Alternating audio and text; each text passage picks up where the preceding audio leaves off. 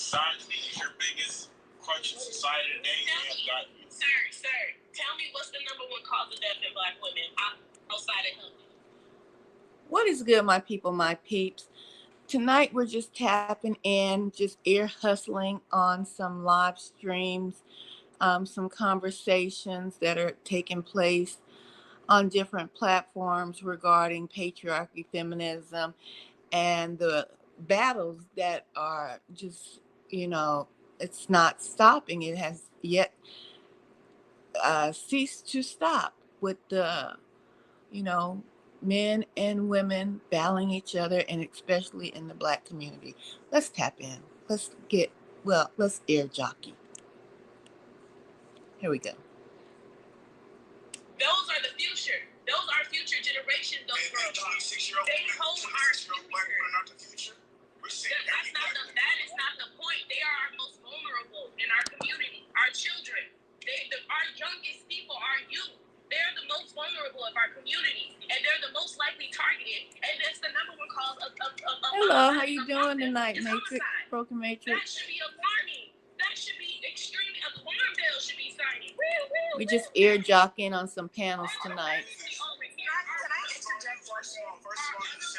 all, you said a Black woman was homicides. Then you said 18 through 25.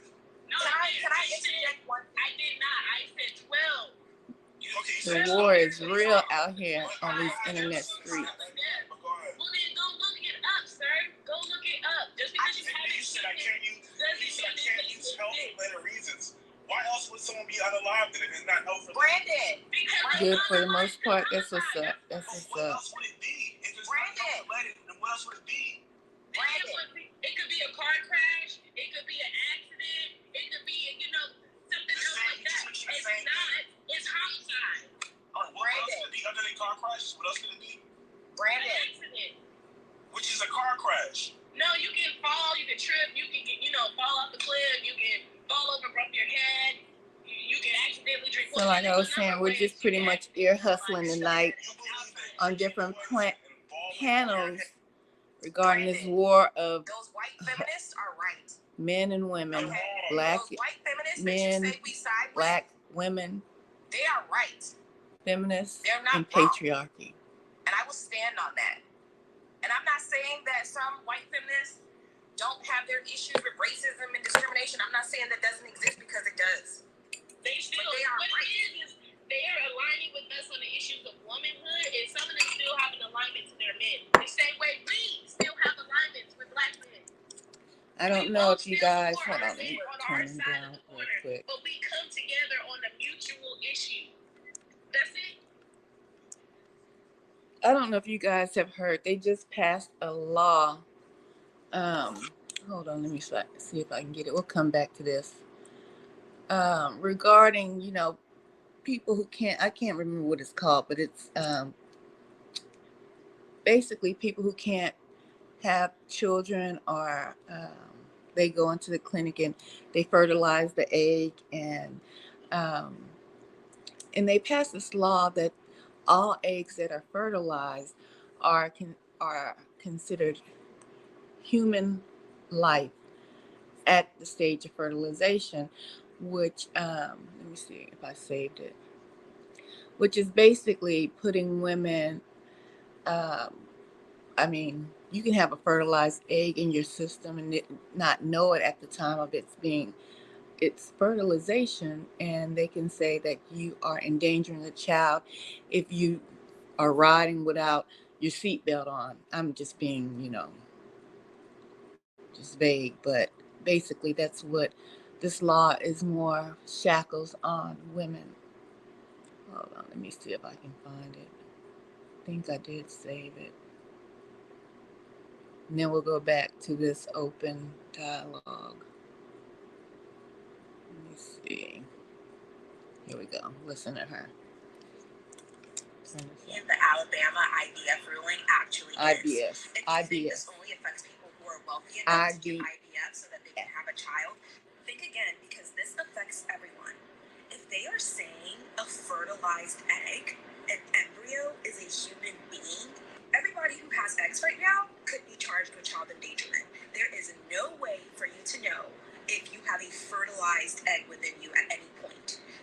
At any point, someone could say you speeding is child endangerment. They could say you drinking alcohol is child endangerment. They could say you going for a jog is child endangerment. The jump from every embryo is a person to every human woman or person with eggs is potentially carrying a person within them to we need to surveil and control women's every move is actually not a big jump at all. It's actually the logical next conclusion. I don't think you guys are understanding just how dystopian. Okay, so basically, it's what I've been saying for a minute now, that this is not even really about the Black community. This is about the Edomites being unable to carry children. They are having trouble with procreation. The women they're not fertile. They're having trouble bringing forth life in this realm. I have been on several platforms just listening in to conversations, and I was going to do a live, but I was being lazy today, so this is how you're getting it, just how it is. But I still wanted to come to you guys and just share this information with you all. The Edomites, it's a wrap, pretty much. Okay, their numbers are dwindling. Biden said at the beginning of his term that this nation, we're doomed. Y'all remember that speech? We're doomed. The United States will be brown in the future. Basically, that was his speech. We're doomed. I was on another platform which was saying the reason why they are letting all the immigrants into the country is because of their lack of being able to procreate. And so they are letting them in, thinking, because this is an election year, right? Thinking that this is going to boost their hopes and dreams of still staying in power. Okay? And so this all of these talks that I've been listening to, along with this IVF, another rule on women's bodies, is it encompasses all of us as women, but it's not for us as women of color. It is because they don't want Edomite women, aka white women, to abort any babies. They don't want white women to actually have any control over. And look, to each their own. I'm just giving y'all the information, so don't come for me. I'm just trying to open your eyes. Why all these rules? Why just a couple of years ago they was fighting about Roe versus Wade, taking that off the law, off the books. And I came to you guys about everybody talking about go get these Edomite women, but these Edomite women can't carry children. They are having trouble carrying children, procreating. And so the feminine movement has always been about control, and they were trying to break away from the control of they men, okay? And their men are realizing their women cannot procreate anymore. So that's what's going down across town. So we'll hear about IVF again, which just in Alabama was made a law. So let me turn this, cue this back, and then we'll go back to the chat. I don't think you guys are understanding just how dystopian the Alabama IVF ruling actually is. If you think this only affects people who are wealthy enough to do IVF so that they can have a child, think again, because this affects everyone. If they are saying a fertilized egg, an embryo is a human being, everybody who has eggs right now could be charged with child endangerment. There is no way for you to know if you have a fertilized egg within you at any point. At any point, someone could say you speeding is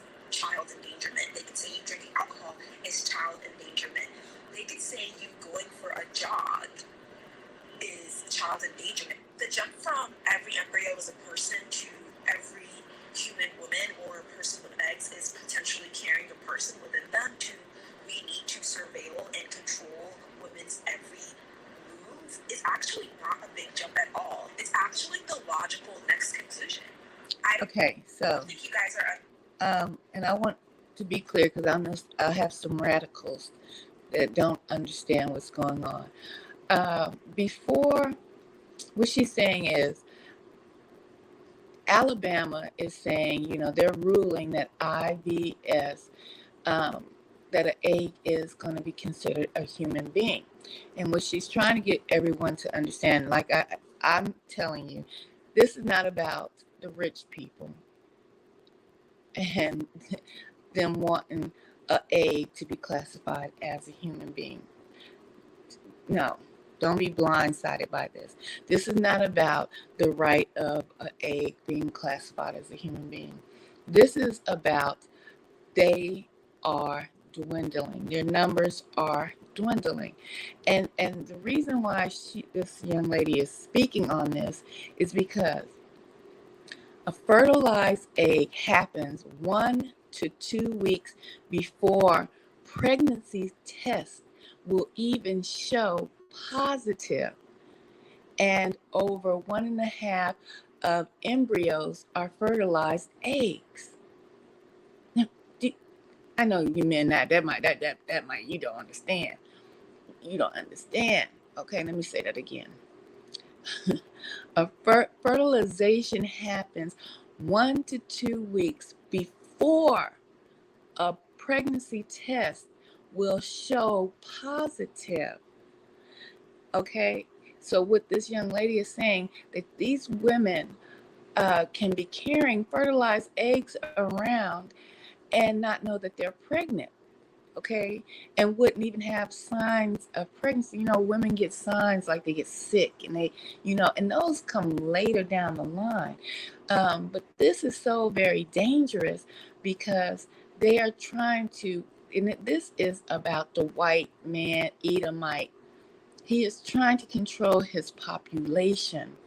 Okay, they are getting desperate. So when you are trying to control and then say an egg is fertilized before a woman can, her natural body will even give her signs of wait, something's off. I'm throwing up in the morning, those morning sickness.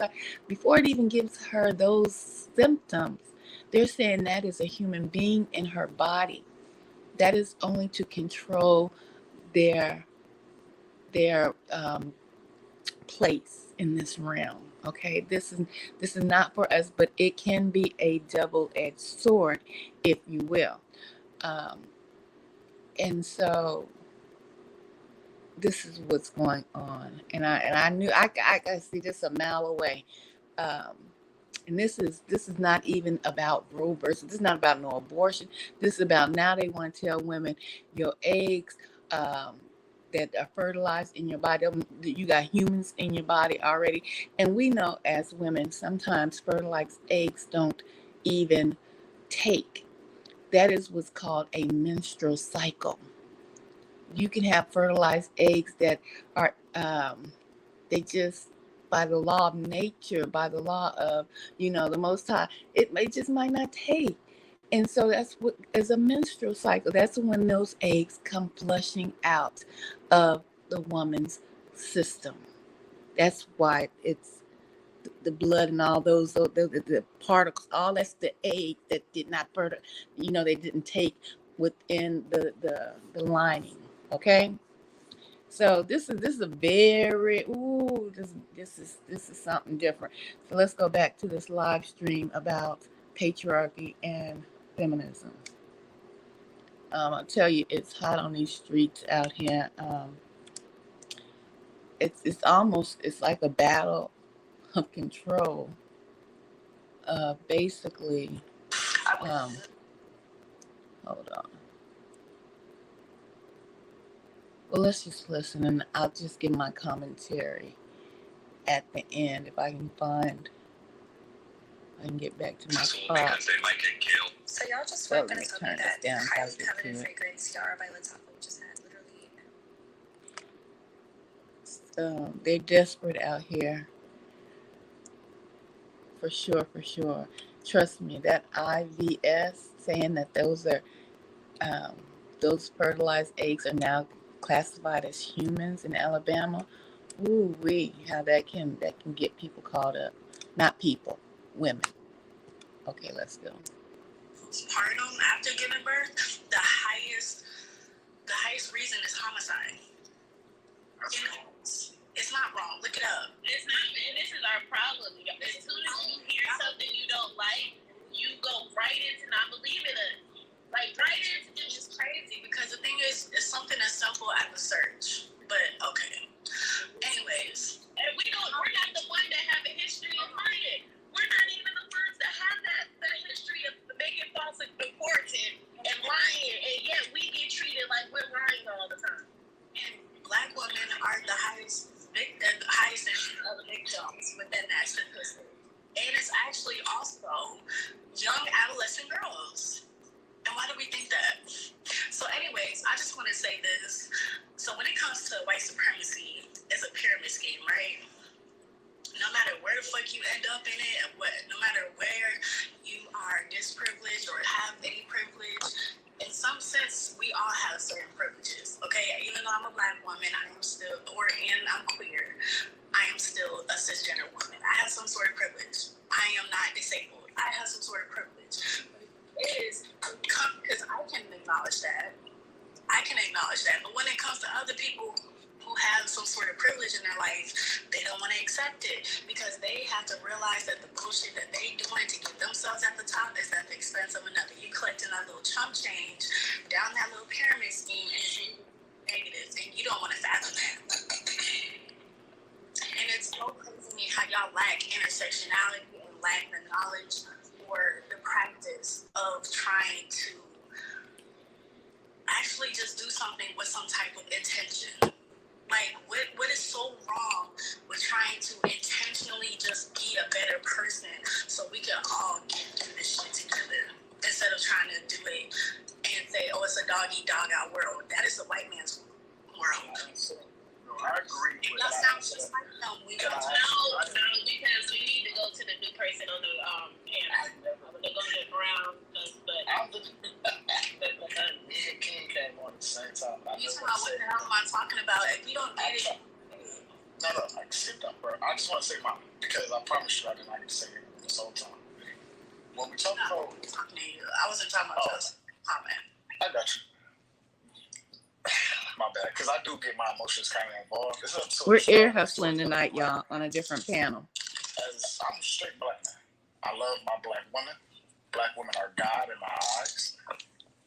For me, when I look at conversations like this, it gets me upset. You have on one side Black men not listening, learning to shut the fuck up. The whole time, y'all trying to hurry up and put your 2 cents in. And I say that respectfully. As a Black man to a Black man, shut the fuck up. Learn to just let motherfuckers say what they've got to say. They're not saying it because they're trying to be right. Sometimes people are saying shit because they're trying to be heard. As Black women, we owe them generations upon generations of fucking listening ear to just shut the fuck up, listen. They saying, hey, you heard me here? Okay, cool. Let me go ahead and try to address that. Let me try to solve that the best way I can. That's the least that we could do. For Black women, y'all gotta also hear us out. There are a lot of Black men that's hurting, but we don't know how to talk. Exactly. A lot of Black men are hurting and don't know how to express themselves at all. And that comes from how they were raised. Boy, you better not cry. I didn't tell anybody nothing. Wasn't never able to express themselves or know how to. Sorry, my bad. Trigger warning. I was using sensitive words too. My bad. I'm new to all of this stuff. So my bad. I apologize. Trigger warning. That happened to me. I didn't have women around, or let's say men. I didn't have men around that were willing to have a conversation, and I didn't trust myself to have a conversation. And see, and that's where, hold on, I'm going to interject right there because I hear what you're saying. Like, we need a whole space, but I'm going to say no. I'm going to say no. Women, we don't need to hear y'all out. In fact, other men need to hear y'all out. A lot of the internal trauma that y'all are dealing with is men inflicted, and men not showing up to support y'all, and men not listening to y'all, and men not believing you, and men not supporting you. Women, we know that men are doing what they're doing to y'all. Mm-hmm. We know, okay? And this is the prime, all this stuff that happened with Diddy is a prime example. Women have been talking about Diddy for years.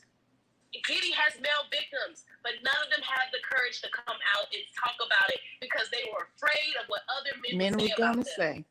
They were too afraid about what other men would say about them, so they didn't come out and say what was going on. When if women and men came out against Diddy, maybe we would have been done got him up out of here.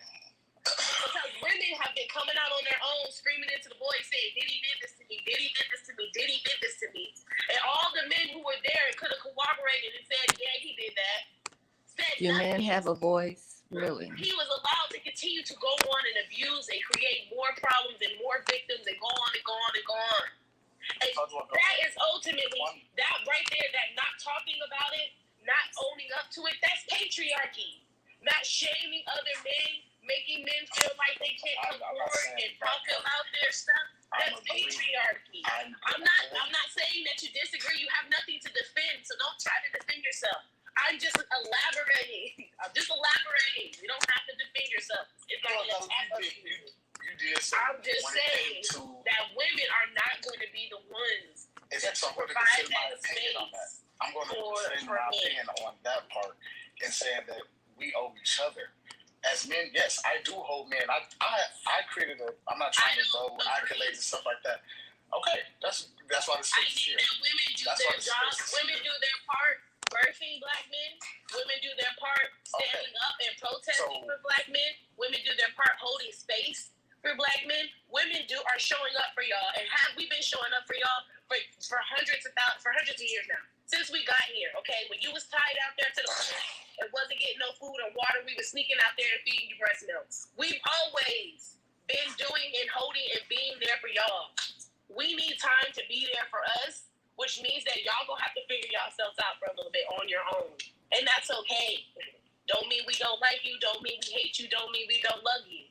It just means that right now, we don't have the space and the capacity to heal ourselves and heal you too.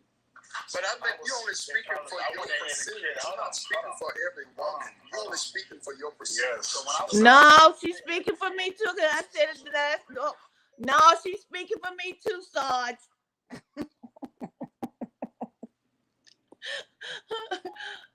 Shoot. You can plug your discussion group because I want for men to run over there and join you. Please do that for Brown. Miss, well, nobody they don't want to hear that. We've been saying it. Y'all need to talk. Y'all need to hear. Everyone else except themselves, and you women. I'm so glad you finally said something. It's not like a dang it. She's speaking for me too. Man, Asian man, it's a man issue. It's the patriarchy. Oh my god, I hadn't thought out before, but I took too long. But you were I'm so glad you women are saying this because that's a brown boy. No, he a Puerto Rican. He a Puerto Rican. I said I'm gonna give me a Puerto Rican, y'all. I ain't lying. It's time for me to try something new. From the beginning of time to the end of time, it's always gonna be. So y'all need to fix yourselves. His name Brown Boy. And then he's speaking from experience. Because I'm not speaking from experience. Go ahead. Oh, Lord, with the pandering. One last thing I'm about to drop because I got to go back. So when I'm exactly what he said, and to that, I don't want to use Gary as an example, but what he brought up, a lot of the things that we feed into the patriarchy not only hurts women, it hurts men too. It really does. When we're saying that we don't want nothing to do with this shit, a lot of people take it personal, and that deviates from the whole point. You're not supposed to take it personal. You're supposed to think, we always want to hear about logical thinking. Well, if the same thing are happening to both men and women from one particular system, then what is it that we actually need to do? Is to turn our backs to that system if it's also hurting you at the end of the day. Just because you got a couple little perks, just because I have a little bit of perks, people want to bring up pretty privilege. Okay, wow, shit. I don't have rights to my uterus, but damn, I could get into a bar for free. What the fuck? I completely agree. What do you mean you don't have any rights to your uterus? But who really gives a fuck about that when it's to a point No, where we people really can't are cry, literally and we losing really their don't lives have and their a voice. livelihood If we to open assist. up, No it's matter your usually man, against us. woman, Exactly. That is so whatever true. your Glad you said whatever that. fucking Broken status that Matrix you have, TV. it does not That's fucking what's matter. up. So if it's all the same people, different types of people having the same fucking problems, but you guys want to say, oh, like I'm tired of us pointing fingers at each other. Me too. Yeah, That's what I'm saying. hold on, but also Host is absolutely right because women have been on the back burner, especially black women. That's why we're hanging our case for white women. That's why we're hanging our case for black women. Because at the same time, we're always taking the burden. And we're always taking for granted. Our grandmothers nowhere. So what I was saying was in no way saying women are at fault. That's the thing. Y'all, I don't say y'all, but Host, you were quick to want to rush like, hold on, I'm going to intersect. I'm like, I didn't say that. He didn't. He don't even get it. She was agreeing with him. Black women have been holding black men down for a long time, and we no longer have the capacity to do so. We have to focus on healing ourselves. Yeah, we do, because they done ran me to the Puerto Rican side. I'm looking for me a Puerto Rican poppy. We don't have a space to be a space for right now. I don't know if they gonna be the same way, but hell, I'm tired. I've been in the game too long. To black women, but black women, y'all also need to listen and help us out because we don't have the emotions. We don't have the emotions to communicate. I didn't say help. I didn't say nothing about the emotions. We don't have that either. We don't have that either. All I'm saying is we need to, as people, especially black people, is hear each other out. Now, can we hear each other out? Let me put that in the chat. Can we hear each other out? That's not what I'm saying. But if you're going to ask a question and ask a question where you're looking for an answer, looking for something deeper than just a response to go back and forth, then yeah, maybe it does take a little bit of caring about. Wait. If you are asking in a conversation to understand something, there is a sense of care about the other one's opinion. So you have to tell, why might they feel this way? That's what I'm saying is, if we're going to be in this space, cool. And the other spaces where you just like, oh, somebody's going through something, hear them out. Somebody may be going through something. Let him finish. Because first of all, when everyone's talking over each other, it's well, you just interrupted, sis. You've been talking over everyone. No, you just interrupted. Can black men and women hear each other out? People a chance to speak. Jaya just came up here. Also, woman, you just interrupted that man. You've been interrupting the host this whole time. You just interrupted him. Put yourself on Have mute. several seats, lady. If you're gonna laugh, if you're gonna giggle and think this is funny, at least put yourself on mute. Show some decorum. Also, please do not try to control the host's space. Who are you? This is a dictatorship. This is her space. Oh, Lord. With that word, I don't even want to hear that word no more. Right now, we are talking about the misogyny within the patriarchy. What's good, Melanie? Especially Can black men and women hear each other out? Okay, so are you done before I go ahead? Lee is the mod, and I do need to let Jay on to into the conversation. Freedom and Pat. What's good, Melanie? But thank you for going ahead and put your 2 cents in. This is the question at hand. Can black men and women hear each other out? Truly listen, hear, understand each other. Your behavior is validating her point. Listen without being ready to reply. So go ahead, man, please. To that man, Jerry, I think that's your name. I think what is irritating is when you make the statement that, black women and black men need to come together and listen to each other. I get the point, but the thing is, black women have been talking for decades, and largely black men have not been listening. And when you, I understand where you're going about coming together, but what she's saying is that black women do not have that energy. It's almost like you have a self unawareness where even though I don't believe that's your intent, but when you say come together, turn it up. It's too low. Together with black men since forever, and it hasn't Yeah, make it happened. closer. So now when black women are saying we want to separate, is that better? With little energy that we have, we want to give it to ourselves, and you're still asking for us to come together. What you indirectly are asking for is almost like someone trying to squeeze blood out of a turnip. And maybe that's not with your intention, but that is how it comes off. I mean, at this point. Oh, you said time is up. Child, you know I ain't got my I think you said turn it up.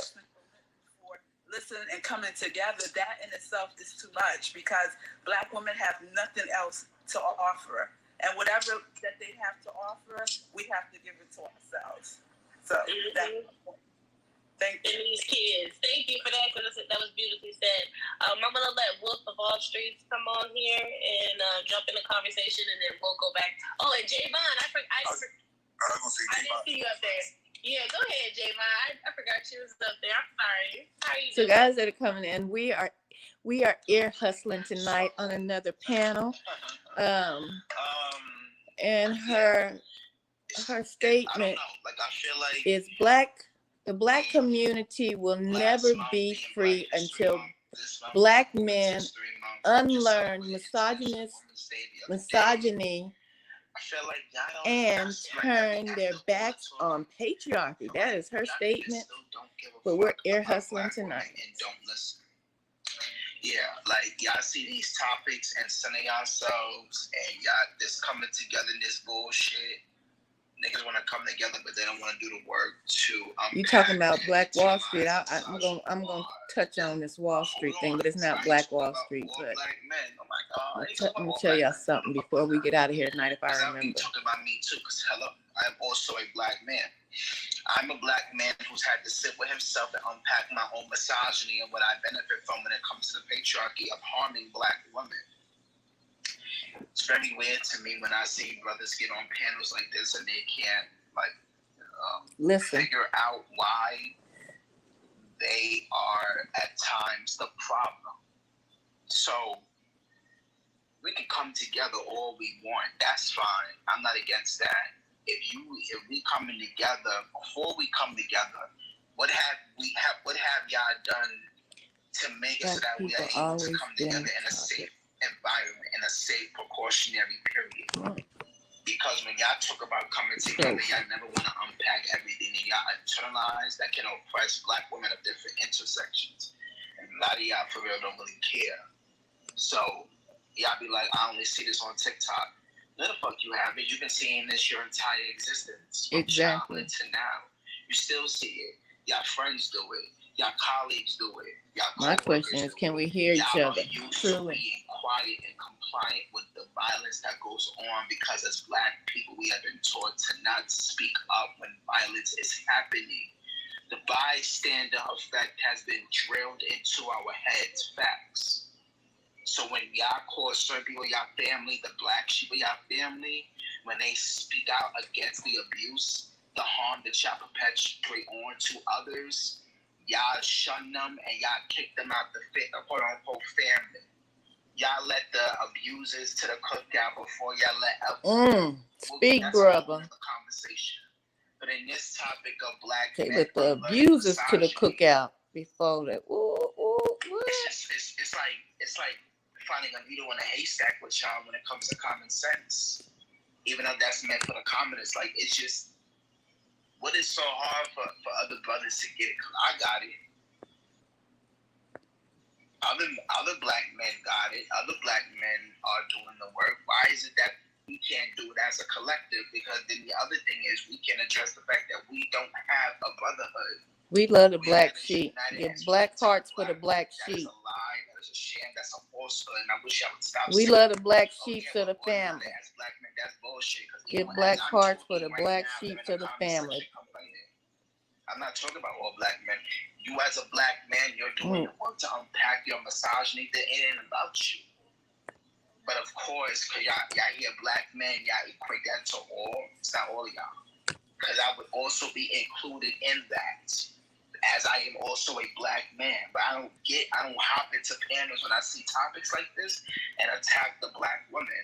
I don't gaslight or deflect and say, oh yeah, let's just come together, because Like, I need for black, like, y'all are essentially telling black women that they have to teach us to unlearn our misogyny.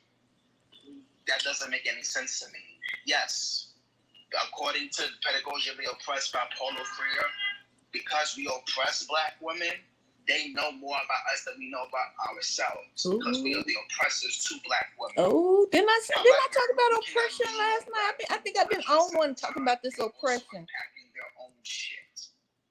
Y'all need, we as brothers, as quote unquote brothers, should be able to lean on another. What's that saying? We love the black sheep of the black family. A lot of y'all not my brother, and y'all not my keeper. Y'all my enemy. Again, as I am talking, as I am speaking right now, there's niggas in the comment section that feel away. So how can we be our That's brothers right, keeper? Melanie. We love the black sheep of the black family. Our own shit. And we want to lean on black women or black representing people for every single thing. They got their own shit. Thank you for that, Javon. We appreciate you for that. It's such a truth. You said a word there. Go ahead, Wolf of All Streets. So I was listening to my brother Jerry talking, and I used to feel like him before I really understood like the patriarchy and misogyny, before I really unpacked all that shit.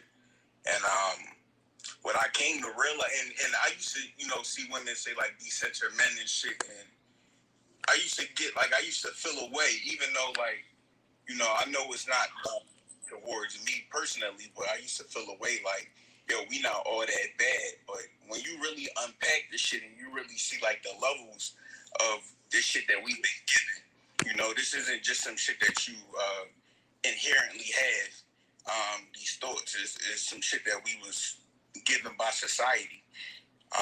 When you really start to unpack that shit, you're like, yo, women do need a decenter man. And women do need it, just black women in general.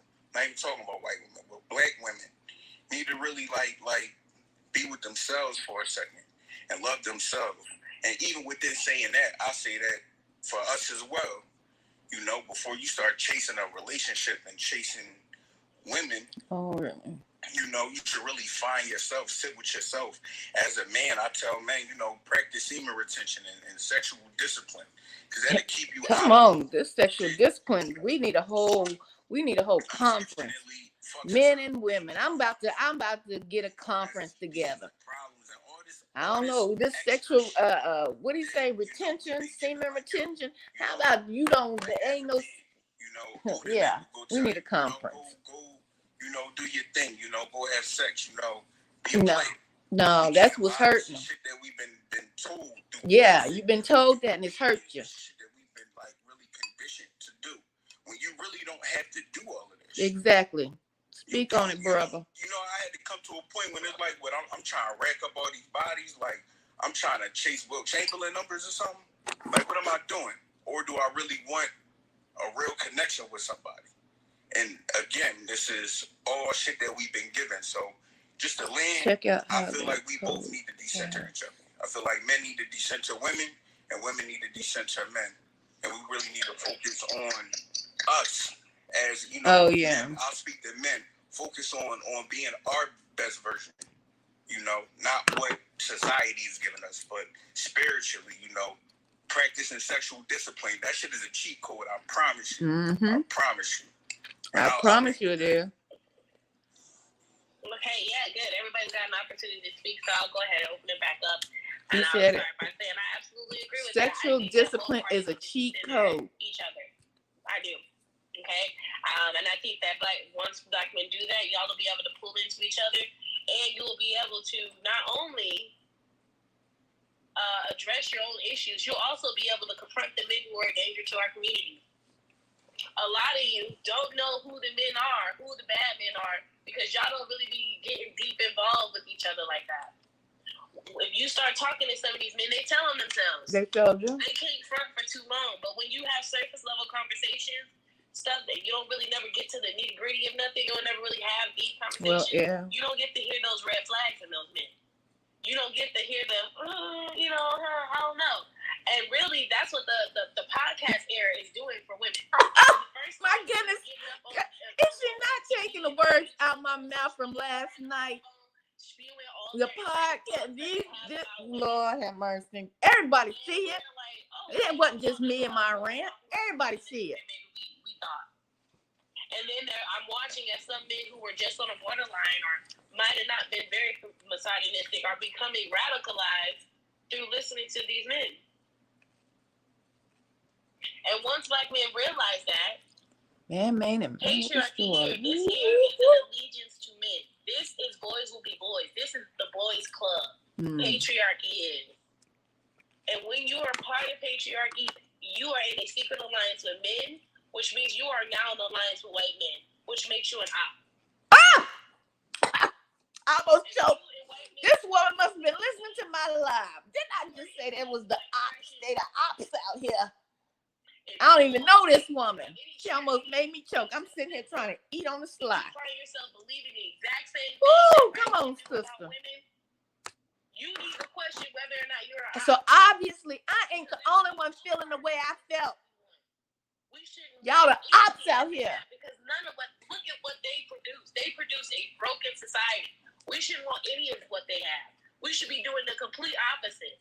If patriarchy is what they got in their community, we should not be doing it. It's not working for them. Their women are miserable too. That's why they started the feminist movement, because their women aren't happy. Mm-hmm. And all I hear is black men asking us to do the exact same. And then you hear black men talking about run to white women. Yeah, you run to folks that are they trying to run. I think the reason is the patriarchy benefits them, right? Exactly. So anything that benefits you, you don't really recognize as a disadvantage to someone else, right? Men don't. Well, actually, men these days are scared to walk down the street, but not as much as women, right? Women they're not scared of women when they're walking down the street. Right, they're not scared. You're scared of other men when they're walking down the street. We are always we have to be cautious. We are always at risk of losing our lives just for walking down the street. We can't walk outside at night, right? Because we're scared that something might happen to us. Not from another woman, but from a man, right? But men don't have to think of these things. They have to think of these things with other men, but I understand that y'all probably have to go through it with other men, but y'all don't have to go through it with us. We're asking y'all to understand and recognize the pain that your privileges have caused us, right? Even systemically, women are still underpaid. Black women especially, right? Black women are losing our lives in the medical, right? In hospitals. Right? We are devalued, dehumanized. Y'all masculinize us. Like, y'all have to recognize that y'all have done things to us as well, right? And systemically. See, we were fighting right alongside y'all, if not up front, when police brutality was going on, right? But y'all can't even recognize when a woman is beat upside her head, brutally beaten upside her head, right? And we ask y'all to protect us, to help. Y'all can't even step in. Y'all too scared yourselves. So where do we go from here? If y'all are scared to protect us, right? Because y'all say, well, protection and love, that comes with conditions. They say they only protecting their family. Exactly. Oh, she took the words out of my mouth. Right? So if y'all are not going to protect us as a whole, but we are busy protecting y'all as a whole, who's protecting us? It makes no sense. Who's defending us? But then also to add to, like, most black men always assume the position of absent. What do y'all have to give? It's always like a need, or they do this, or we need y'all. What do y'all have to give positively to black women that's not dependent on you getting something else? Ask yourself that. What can you give us where you're not somehow benefiting? What can you give black women that's solely for them to lift them up?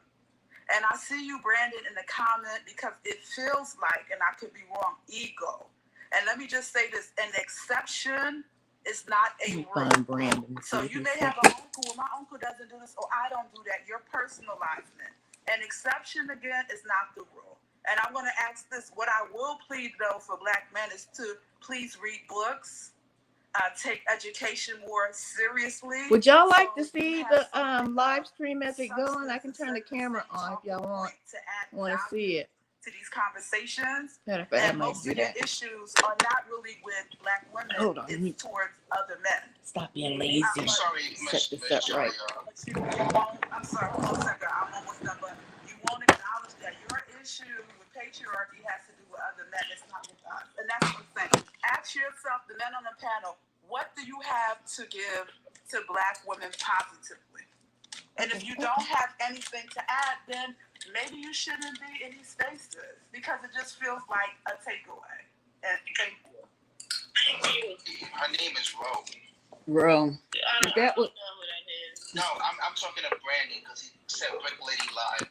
Her name is Ro. I wish her niggas would stop calling her Brick Lady. That's not I didn't know her name, but I knew she lied. Of course you didn't fucking know her name, but you didn't call her Brick Lady, right? But she made the whole story up. I want to say Favorite black man, but you don't want to call that out. She didn't make that story up. She did. That man did hear her. The police saw on camera. She admitted it on camera that he put his hand on. Hold on, I'm gonna let y'all see this conversation. I just gotta set it up. She hit him because he was sexually harassing her. No, that's not what happened at all. The police How do you know that? The police didn't have no audio. Police saw it on camera. But they saw. See, they done took the conversation a whole different direction. We talked about that last year. I don't know her name. Say, I don't know that lady. I don't believe that she was. I believe that she was. Police said. Have you ever been hit your head so hard that you can't recount the shit that happened a couple of fucking seconds ago? You sound stupid. So she was supposed to recount every fucking thing that happened to her when she got hit that one time. Hold on. No. The police, what the We're police? ear hustling, but now I'm about to turn the camera on so y'all can see. Hold on, make sure I ain't in It didn't say. No, he did not hit her with a brick. He hit her back with a bottle. No, it wasn't a water bottle. It was a liquor bottle. It wasn't a water bottle. No, I heard it was a water bottle. That's not what I heard. heard. It was a water bottle. He said out his whole mouth it was a liquor bottle. I saw him say out of his mouth that was a water bottle. No, he didn't. No, you watched the wrong video. Hold on, y'all. The sheriff said something that looks like it may be a water bottle. He didn't say what it was. The man himself who did it said it was a liquor bottle. He said I did not hear that. I did not hear that. Then do your research. No, I did my research. No, you haven't heard it, so you assume it's made up. So why is she wanted by the Houston Police Department then? She's not what she's wanted because someone filed a complaint on her. If you file a complaint, the person does have to show up. It doesn't mean that she's in charge. They said they have evidence against her showing the contrary of her, showing her story wasn't valid. No. That's why That's why she was released. She turned herself in and she was released. She turned herself in and got released on bond. That's what happened. And then she appeared in court and the judge. She had a court date and it hasn't been up yet. Can y'all see that? I'm sorry.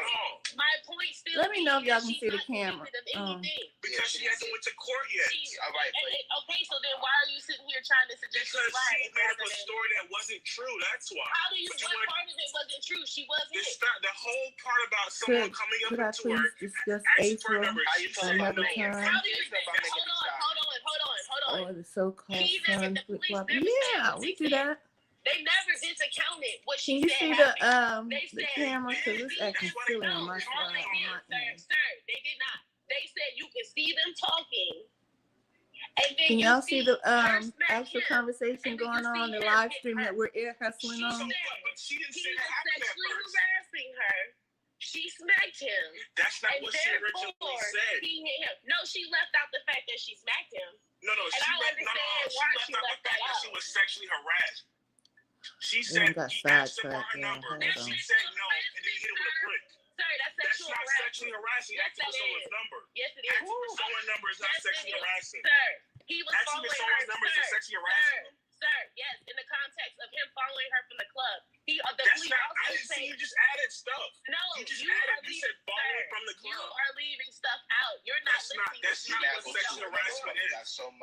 rhetoric. You did not recant the whole. Dangerous rhetoric. Sexual harassment is not asking for someone's number. You did not recant the entire story. The police say they saw them leave the nightclub and that they were talking, walking through the night, walking away from the nightclub. Then the camera shows them stop in front of the store where they continue to exchange words. Then she smacked him. Then he hit her back. Y'all can see She said that what the discussion is about. I read it, but now you can see it. We were ear hustling, but now you are watching. This man was harassing her. She said no. She more than likely asked him to leave her alone. He said something. But right now they're sidetracked from the conversation. They'll get back online. By hitting her with the bottle in his hand. So if someone asks you for your number, they say no. If someone's harassing me, you can assault them after that. If someone's harassing me, yes. You ask a stupid ass question. You cannot. You're asking dumb ass questions. You have the right to defend yourself. It's not about getting your way. You have the right to defend yourself from harassment. No, you do not. Everybody does. Yes, you do. No, you do not. Yes, you do, sir. What you don't have the right to defend yourself from harassment. No, it was someone's in my face talking to me, and I don't want to be there. I cannot hit them. Yes, you can. No, you cannot.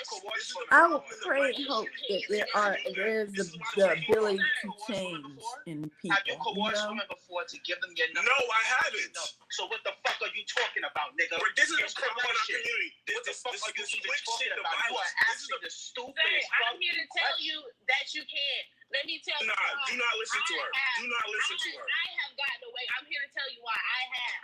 Okay, that's you, one person that has. When I smacked him in because he was sexually harassing me, he retaliated by grabbing me and slamming me on the floor and choking me. This is not the first or the last of this foolishness. One for sexual harassment and one for assault. I got no charges. Because if you are being harassed by a person, you have every right to do within you to make that person stop if they are being a threat to you. Say what again? No, say what happened to you with that man. Like, what happened in that confrontation? He was harassing me. And what would you describe harassment? This nigga cannot be serious. Real sexually explicit. Men think that it's okay to walk up on a woman and be like, oh, I fuck shit out you, I lick your titties and blah, blah, blah, blah, blah. Think that's okay. And you punched him in the face? I told him he better stop talking to me like I'm gonna smack his ass. No. Did you punch him in the face? And then he kept talking to me like that and I smacked his ass. And then what happened after that? And then he grabbed me and choked me and slammed me against the floor, slammed me up against the wall. Okay, that's completely different than what you just said. No, that's completely different. That was not. It's the same thing. Exactly what I just said. No, it really isn't. It is. You get slapped in the face and get hit with a water bottle. I just didn't say what he said because I was being PG or what he did. But you said he choked you. That's completely different. He hit me. He retaliated by hitting me. But he choked you. He put hands on me. But choking and hitting someone. Oh my God, who is talking? Brandon, hey, you need to be quiet. It does. In the eyes of the court, it's assault. It don't matter. It does. He's trying to put a difference between choking and slapping, punching, whatever the man did to. He put his hands on it. But this ain't the conversation, y'all. Brandon took this conversation in a whole different direction. We're talking about something that happened last year. Brandon doesn't recognize that someone could be abusive verbally. He showed no.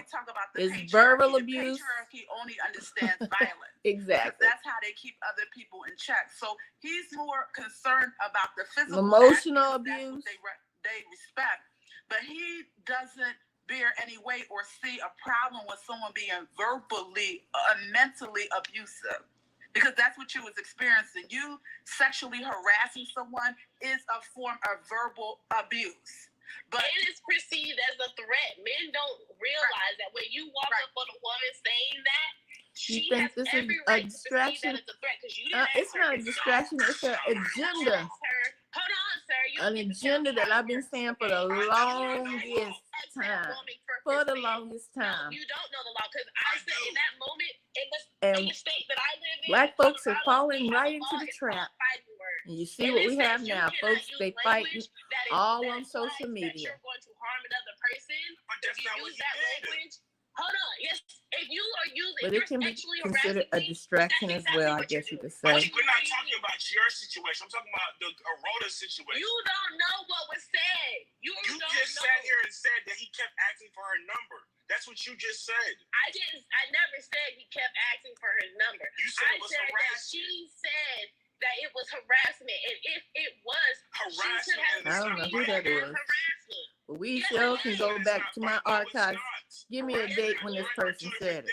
Me saying me keep asking for numbers harassment. Me saying I'm gonna do something to you is a threat. Those are two totally different Give things. me a date. It is harassment. Any unwanted affection, any unwanted touching, anything you don't want to happen to you is harassment.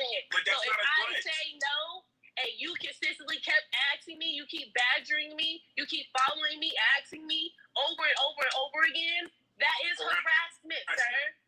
So again, harassment. Okay, so what I'm saying is you don't know what the exchange him and her was having from the front door, from the time they left the club to the moment they got in front of that liquor store they was at. You don't know what he was saying to her during that walk. You don't know what he was saying to her that made even her, if I don't know what he was that triggered her in such a way that she smacked him. You don't know what he was saying. And I'm here to say that had she had been in the state of Colorado where I was at during that time, they say that the fighting word, that law, if a person uses words that you perceive as a threat or as bodily harm, you have the right to retaliate and defend yourself. You don't have to wait till that person acts on those violent words to defend yourself, which is why I didn't get any charges. Because ultimately, his words were making me feel like I was in threat because he was implying he was going to do things to my body without my consent. You're projecting your situation onto her, and she's in a different state. Okay, but you are too. You are too. You just feel more valid in yours. You're projecting that she's a liar, and you feel valid. No.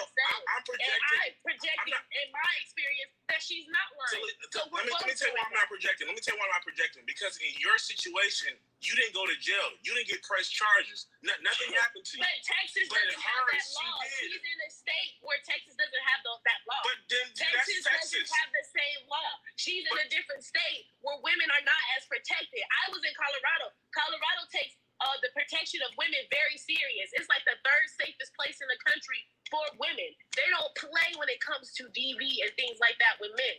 They don't play. So where I was at, I was protected because I was in a state that took that seriously. So you know for a fact that Texas law doesn't say that.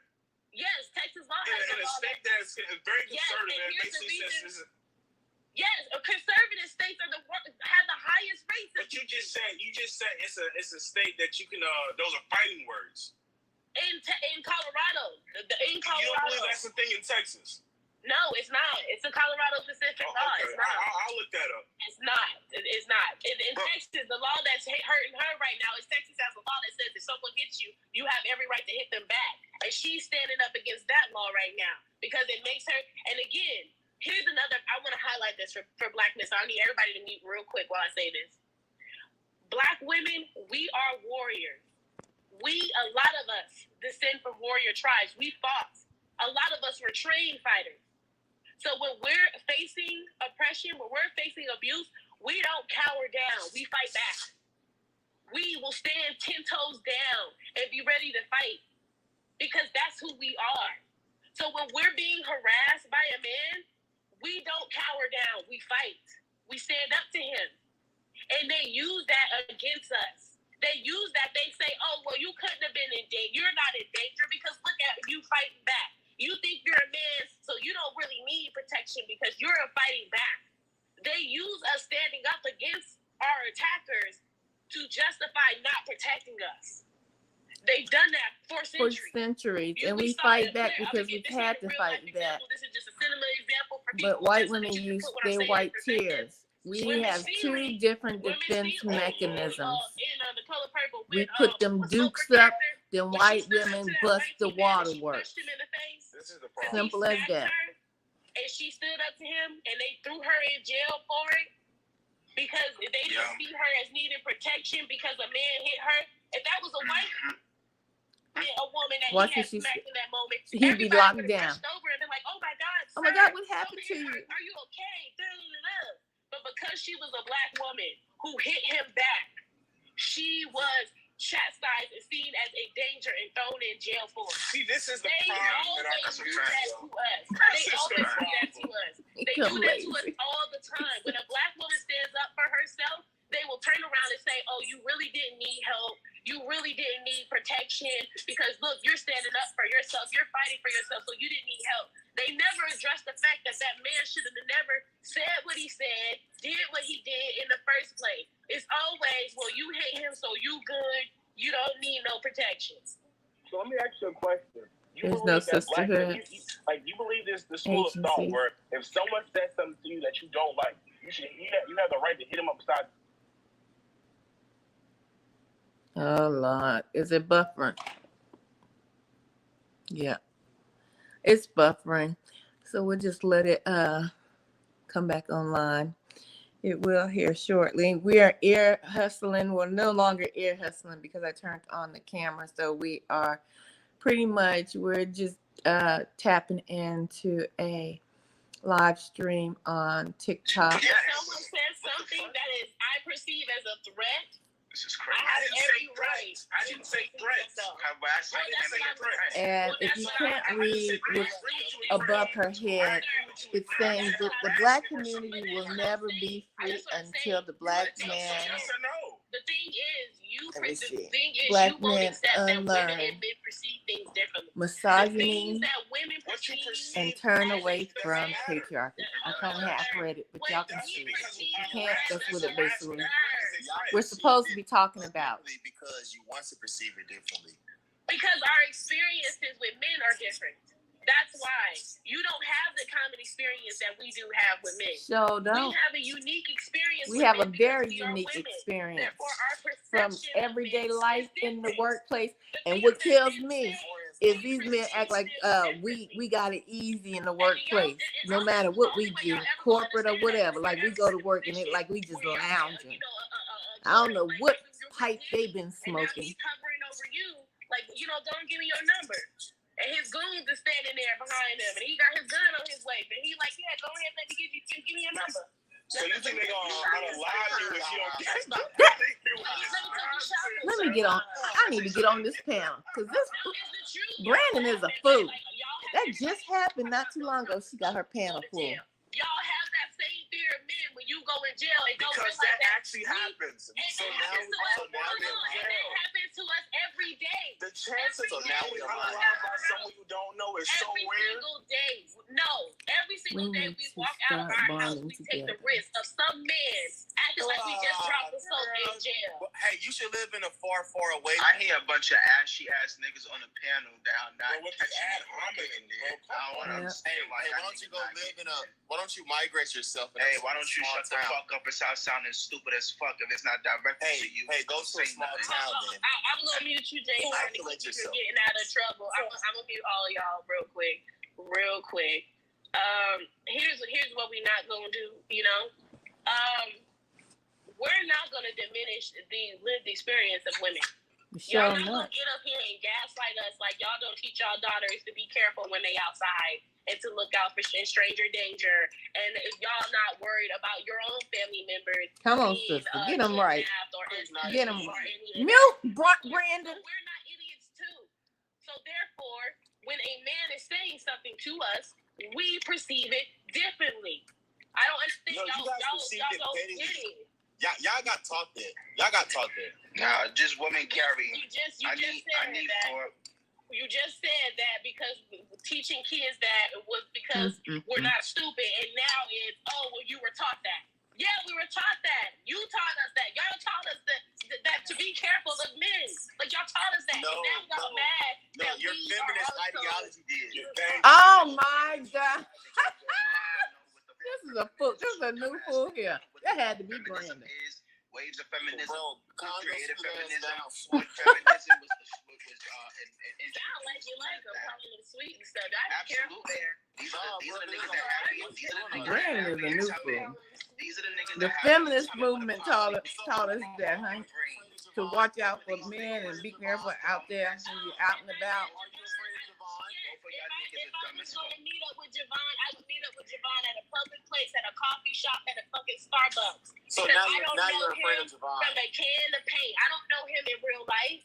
I don't know what he do offline. Hey, so Javon, she's against you, bro. And guess what Javon gonna say?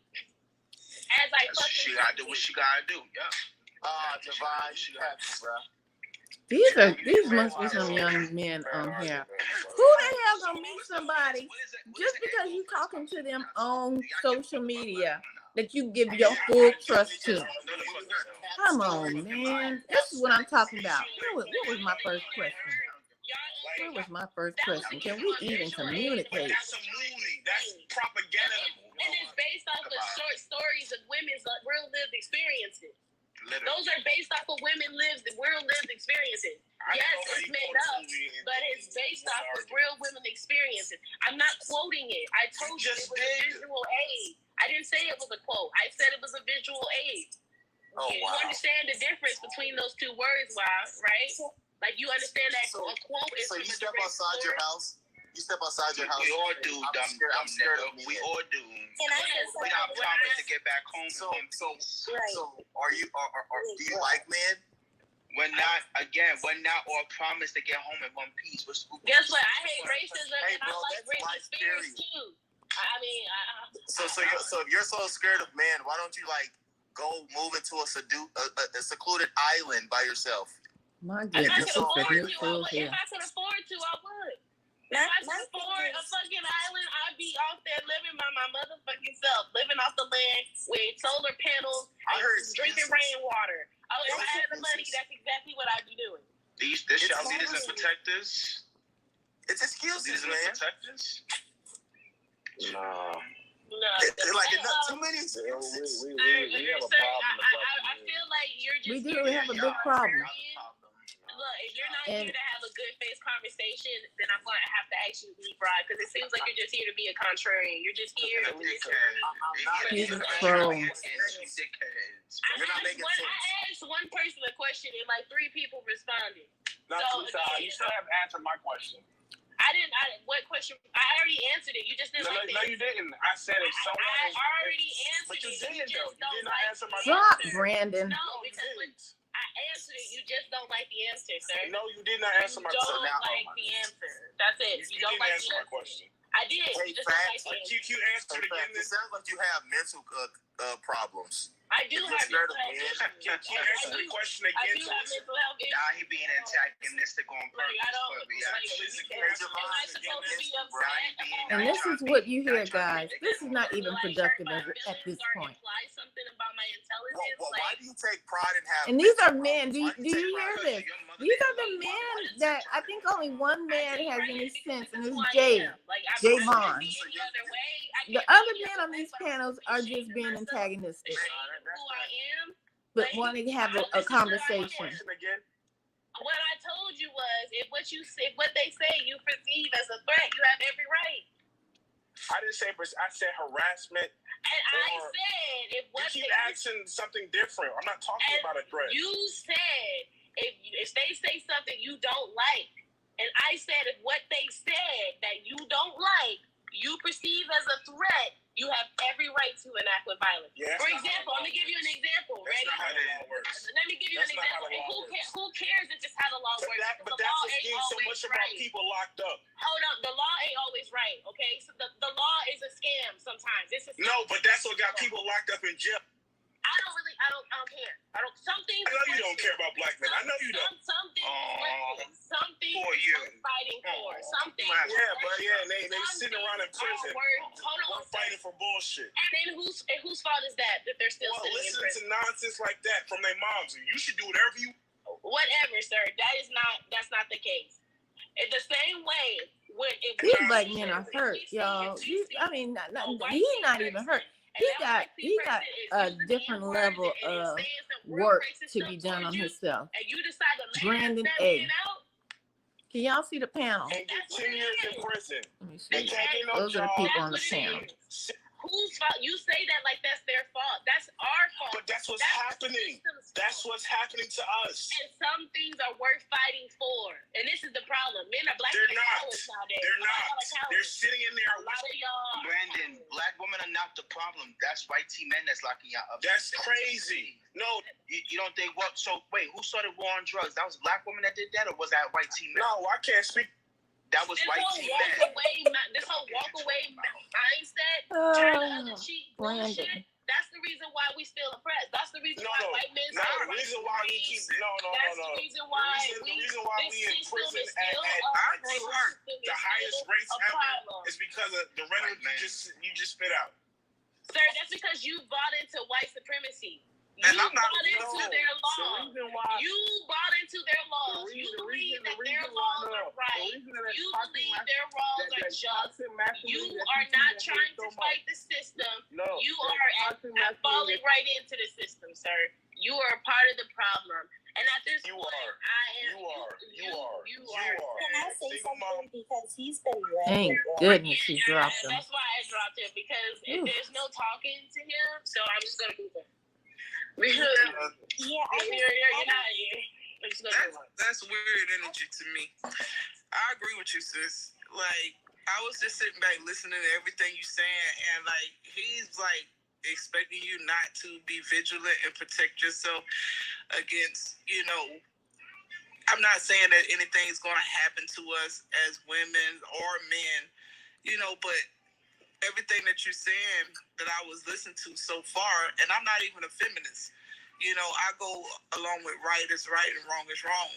So far for what I was listening to, everything you said makes sense. So I appreciate that. I'm going to let Lee come in because she's been trying to say something for a minute. Oh, I'm sorry. Go ahead, Lee. You okay? No, I appreciate you. Yeah, I just want to say this. How can black men understand how racism, right? How their lives are affected by racism on the day-to-day basis, dealing with police brutality, dealing with just corporal America as a whole. But then when we say, hey, can you understand the black women's plight and intersectionality and how black women, we have to face not only racism, right, but also being women. Y'all see what y'all mothers go through. Y'all have seen what y'all sisters go through. Do y'all? I'm not understanding how y'all lack empathy, and y'all just don't understand. Like y'all are blinded to the struggles that women face on the day-to-day basis. Like, do y'all not ask your mothers these questions? Have you ever been DV'd, actually arrested, SA'd?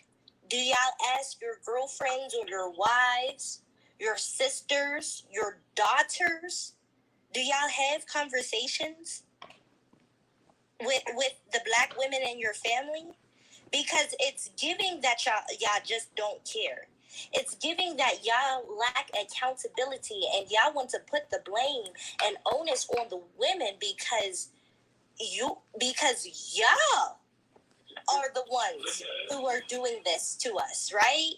Y'all don't see Javon. You hear how Javon is, hey, like, y'all got to get y'all stuff together because Javon, he doesn't put his hands on women, right? So the shoe doesn't fit him. But all the dogs hollering, it seems like the shoe fits. If it's fitting, then maybe Queen Talisa is right. Maybe y'all should check your privilege. Maybe y'all should start asking these questions. Maybe y'all should practice self-discipline. Because y'all aren't teaching your sons. Y'all aren't raising your sons to take accountability and control themselves. Y'all say boys will be boys and that the little girls are fast. I'm lost. And what does that mean, boys will be boys? That is the oldest saying that I have heard. What does that mean in the black community? Somebody put it in the chat. Boys will be boys. Is that the excuse, the way out? Ownership or accountability for nothing? Nothing at all. Yeah, don't is that the excuse for your children. For not taking accountability for your actions? Boys will be boys. They even say that And but when your own women get household. married, Yeah, men will be demonizing, men. devalue, Does women. that give the excuse for We them to just go out seen and how just y'all break call Roe contracts and the covenants? brick lady, as if she doesn't have a name, as if to devalue and dehumanize her. Like, I'm lost. Just say y'all don't like us. They don't. Thank you for that. We're Don't, sis. That's why I'm gonna open it find up me a to, Puerto Rico. Big Bam and then Creepy. I'm finding me a You Puerto wanted to finish Rico, what you man. were saying earlier. Okay. I'm gonna let the other person speak first. I'm about to, what they call it? Man, I've said this more than one time. I think the system is working. I'm not gonna lie. If I created a system to oppress people, and the people inside of the system were upset Black men with each have other Stockholm because syndrome. I'm not oppressing them. That's what both they the have. same way. They have you, and if you know the I would be definition of laughing. Stockholm syndrome, I'm not even just gonna look it up. It's And if like you don't, I'll tell you in a we minute. separate They got Stockholm the syndrome. oppression as if they're giving it to us differently for a different reason.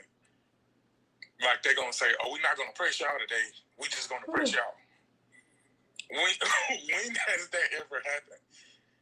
Like, I'm not gonna lie, there has been strategic systems or structures of false unity set in place to divide us in our oppression by people who are not oppressed.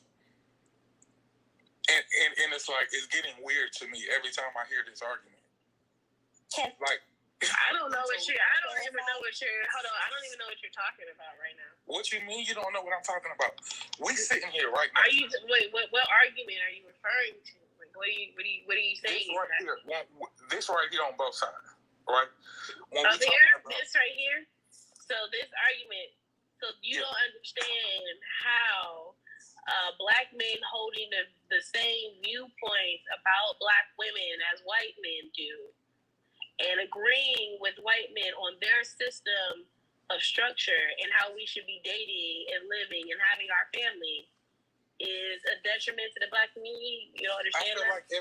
I feel like if we be honest, we all do the same thing. It's not one side or the other. We're both upholding a standard of white supremacy. That's how we structure our community. That's how we structure our relationships, and that's how we structure our families. But our men are our leaders. But men are the leaders, right? That's what's weird. It's because men are the leaders. And so since men are the leaders, men lead in the rate of unaliving each other and women. Right. Why do you think if we can get men to just deal with their own misogyny and allegiance to patriarchy, we can save so many lives. You can't say that while simultaneously having the desire and the push for consumerism. You can't say that. Where are you seeing that? Where are you seeing the desire and the push for consumerism? Pay attention. Hold on. Oh my God. Excuse after excuse after excuse. A desire and a push for consumerism. And do you know how we spend our money? Look at who spends the most of our money. That ain't got nothing to do with this statement right here. I know that's right, sister. Excuses after excuses. Men say they want patriarchy. Men cause wars. Men cause violence. Now answer the question, sir. Okay, so if we understand that the same people who are saying, "Oh, what y'all need to do," are the same people who are championing consumerism. It ain't about consumerism. Stop deferring the question. I don't know what you're not making sense, sir. Joe ain't. Problem for a lot of the things that we're consumerism. Patriarchy is the problem. Why are black men money? Why are they for money? What do they want money for? Because consumerism. And why? Hold on, sir. I don't need you. I don't have money. Sir, I don't need you to explain the why. Stop asking me. I didn't ask you to elaborate. I just asked you a question. I asked you why people buy stuff. Who invented the idea of money? Who was that invention? That was an invention of men. Men created the concept of money. Why are you putting white men, white men? We have money. Oh boy, he one of those niggas. We have money.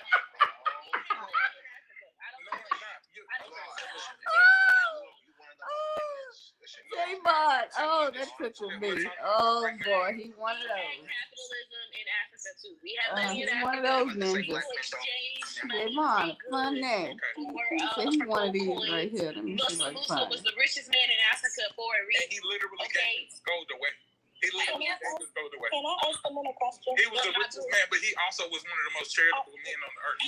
You don't even know how he built his wealth to be talking like that. So like, how do you know what How do you know what I know? Yvonne said he's one of these niggas right here. How you can talk about Mansa Musa being the most wealthiest man in the world and how he gave away all his one of money? these ninjas. He's one of them ninjas right there. American capitalism and consumerism. My point was that we had capitalism in Africa too. Right. It wasn't that white men taught black men capitalism. That's not what's conditioning the projects right now. Mansa Musa is not conditioning the projects. Sir, American consumerism. Sir, I'm not sitting here saying that Mansa Musa is. I was just using that to These push men back come on here and try to defer the dog question. No. Okay, well, capitalism, it was a global currency. It's a global currency system. All the countries participate in it. China was exchanging goods and coins to Europe. China was exchanging herbs and spices. Exchanging with the Ethiopians and we're exchanging gold coins. There's always been a capitalistic system of trade amongst men. It's men who have been doing this. And Mansa Musa built his wealth by enslaving people. Okay, he would go to neighboring tribes. He would enslave the men, make them join his army. He would enslave the women and sell them into ex-slavery and all across the place. I know that. So he built his wealth off of slavery. Okay, so let's not talk about his you're basically saying that money is the charitable root for a lot of things that are negative. So you're proving my point. So oh my God! See, there you go. Have to come on here and he ain't listening. He listening to respond. You're proving my point. What's his name? Big Bang. Big Bama. Why do you think they Big Bam? Sir, patriarchy is a branch of consumerism. Men wanted to have control over women and the resources, so they created capital in order to do so. That is what happened. So in order to dismantle consumerism, you first have to dismantle patriarchy. He don't want to hear that. They don't want to hear that because that's going against their whole power system. You cannot do one before the other. You have to do this because all you'll get is a new system in place if patriarchy stays there. This idea that men have to be in control of everything, and if men have to be in control of everything, there has to be a way to control it. And how you control it is through currency and consumerism, okay? Exactly. So you just proved the point. We have to reverse engineer. So what you do is you take away the funding of the patriarchy, which would be consumerism. Consumerism funds the patriarchy. I don't even know if you know. No, it does not, sir. No, it does. What funds? No, it does not. What funds white supremacy? White supremacy isn't just money. We're talking about patriarchy. Yeah. Okay, black men are patriarchal too, and it's not being funded. 100%. In the community, we just sit here and told you. Okay, the men who are toxically running the neighborhood, what do they have? Aggression, violence. They have the most representation of consumerism. This is why I was talking about gold. No, a lot of them have the most violence. No, sir, a lot of them get that because they are the most violent. They use violence in order to secure resources. That is what patriarchy is. Think about what you just said. Why? So you're telling me they're violent in order to... patriarchy says they're violent in order to secure... They're violent in order to obtain consumerism. The best resources. You just said it. You don't even... You need to be violent to get consumerism. Stop muting me, man. We're having a conversation. Wait, no, you're not interrupting me. We're not having a conversation. You were just interrupting me and arguing my wasting our time. No, you actually need to talk. Why do you need to talk? It was my turn to talk, and you. Why do you need to get? Why do you need to be violent to get money? Can you explain that point? How does that equal each other? Some works. That's how capitalism works. And that was talking to us about who was that talking so stop asking me to answer things that I'm answering for you. When you deprive you're not answering things. You're trying to elaborate. No, I'm not. He asked me that. He said, can I explain that point? Did he not? No, he did not. He just said, can you explain that point? And that's what I'm doing. Yeah. Y'all just mad that I know what I'm talking about. It's buffering again, y'all. They're going to have me fall asleep on them because Bama done came up here. He done took Javon's spot. Not Javon, the last guy who was up here. They come up to argue. They don't come up to have a conversation. It's time that we have a panel that has people who truly want to have a productive conversation regarding this gender wars that I've been telling y'all for the longest. This was coming, and it's only going to get worse. I've said it, mark my words today. Because we have people that are very much immature,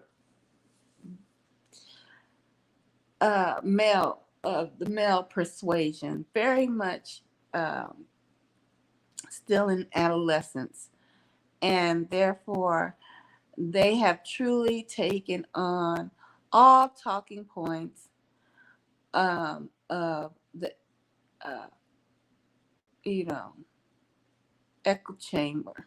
I can't talk about. I'm laying down. Y'all, I'm being lazy. I ain't gonna lie. I'm laying down trying to talk to y'all. They have taken on all of the negative talking points, guys and gals. And with their adolescent minds, they can't see the forest from the trees. They can't see that the agenda that has been put out here through the patriarchy system. What this sister is basically trying to say, this system was not set up for the Black community. But with the power structure that the Black men lack and want so very bad, they will cling and hold on to the patriarchy system. And what the sister is trying to say is that perhaps we need to come up with a different system. And we back online, y'all. In Africa, you can't talk about what's going on here in America without looking at what was going on in Europe. They're all connected, and we are all connected to each other. Okay, we're not. I thought I was the only one broke down singing. Where what happens over here has no impact on what happens over there. We're intertwined, and I'm here to tell you that consumerism, capitalism, is the brainchild of patriarchy. It is the brainchild of men. Okay, it always has been. And before men were trading money and gold, they were trading women. It was, I will give you my daughter in exchange for that gold. I will give you my youngest daughter in exchange for some of your crops. You have to let us have access to your corn for the next few harvestings. You know, if my daughter bears you children, you have to forever allow us to have access to, your lands so that we can have some of your feed. Like, before men were trading money, they were trading women. So patriarchy that sound like early has sex always trafficking. operated in a capitalistic mindset. Right. So you're basically saying if you disrupt, once again, consume. I don't even know if you know what you're saying. If you disrupt patriarchy, thank you for coming through. I'm gonna get some rest in a minute. You will not. That is putting the cart. You are putting the cart before the horse. May I add something? I appreciate you for stopping in. What I will say is that patriarchy is a word, but underneath all of this, it speaks to a level of intrinsic thing. It speaks to a level of greed. Because in essence, you keep saying capital. Everything that we need on the earth is free. Hello, say it again, sister. Going back and forth to buy things. Water is free. Everything on this earth fruits is and free. vegetables. The Most High y'all made everything free and available to us. Capitalism came into effect. Come on, sis. I think she got some sense. Break it down. Because capital money is external, extrinsic value. Oh, there we go. Black women specifically are asking for is for you to work on your inner self, which is intrinsic, inside, internal. Come on. Your internal person. The money is just representation of greed. That's what it is, capital. Because everything, again, and I'm going to say that we need on mother. And when you look at how capitalism came into effect, it had to do when people started to no longer see the land as something that's collectively ours, and people wanted to privatize it. That is why capital and the premise is greed. So what? So you keep bringing up capital. Okay, it's all semantics and whataboutism, but that is the premise. It's an ideology first, before we even get into the whole concept. It's a concept of greed because we have more than what we need to survive. Thank you, sister. Electricity is free. Thank you, sister. It comes from the sun. Hello. The sun powers the earth. The whole concept of you privatizing it and pay for something. There you go. Which is free. And she hit the nail on the head. Let me go get my little. And what, going back to the point of this conversation, Black women are asking you to do intrinsic work. Intrinsic, internal. Now we're talking about ethics and morality. That is what we're asking for. But what I wanted to add earlier, sister, is that when we engage in these conversations, it gets nowhere. Because what I'm about to say, I don't mean to hurt feelings. It gets nowhere. But specifically, and I'm an educator, immature. Some of our conversations with our brothers are derailed because what you're dealing with publicly and when we come on these men bodies are who are only here to argue. And also like the average reading level of Black men. Come on, sis. You're going to get the party point because you came up with some brilliant ideas. So sometimes when we try to talk about abstract things, we cannot, the conversations is hindered because they don't have the intellectual capacity to engage. And Thank that's why you. This conversation gets derailed, and a lot of times I advocate for spaces to exclude them because it does get back to the work where they need to work on themselves. And they need older men in the community. That adolescents. I just said it, sis. Come on. So they can expand their mind. They don't have it intellectually to even sure engage. don't. So it becomes very patronizing for us as women to sit here and go Listen in semantics. The other brother who was on whataboutism, I'm like, yeah, just whataboutism and arguing the semantics of wording. Right. And what I wanted to add, okay, that situation is one, but what about all the documented cases of women experiencing violence? We could sit here and go back. What about the documental, factual? And if you go do your statistic in court cases about Black women men have been proven guilty and served times, that shows the level of violence that Black women face. Are we going to ignore that to talk about whataboutism? Because we could talk about whatism. What about all night long? What about the sky being blue? Thank you. Whataboutisms could be until infinity. So let's talk about the documented cases and what the statistics and studies show, which I don't want to. They don't want to hear it. You bringing bam about capitalism means you don't understand at the root what capitalism is. Exactly. We know that it's a system, it's a vehicle, but intrinsically it speaks to a level of immorality within men that has caused the world to be in this state we are in. At the root of it, and it's stemming from Africa too, a hatred for women and matriarchal systems. Pure hate for women. Nature. Because all this capitalism, if you look at what it has done to the environment erosions for the sake of people hoarding resources that are free, that are God-given. That is what y'all given. Y'all spiritual psyche is in the toilet. Woo! It's in the toilet. Who you are spiritually. That's what y'all need to work on. Who are you spiritually? Because y'all social orientation is demonic. That's what I will say. Thank you. Oh, it's demonic. Oh, girl. Give it up for her.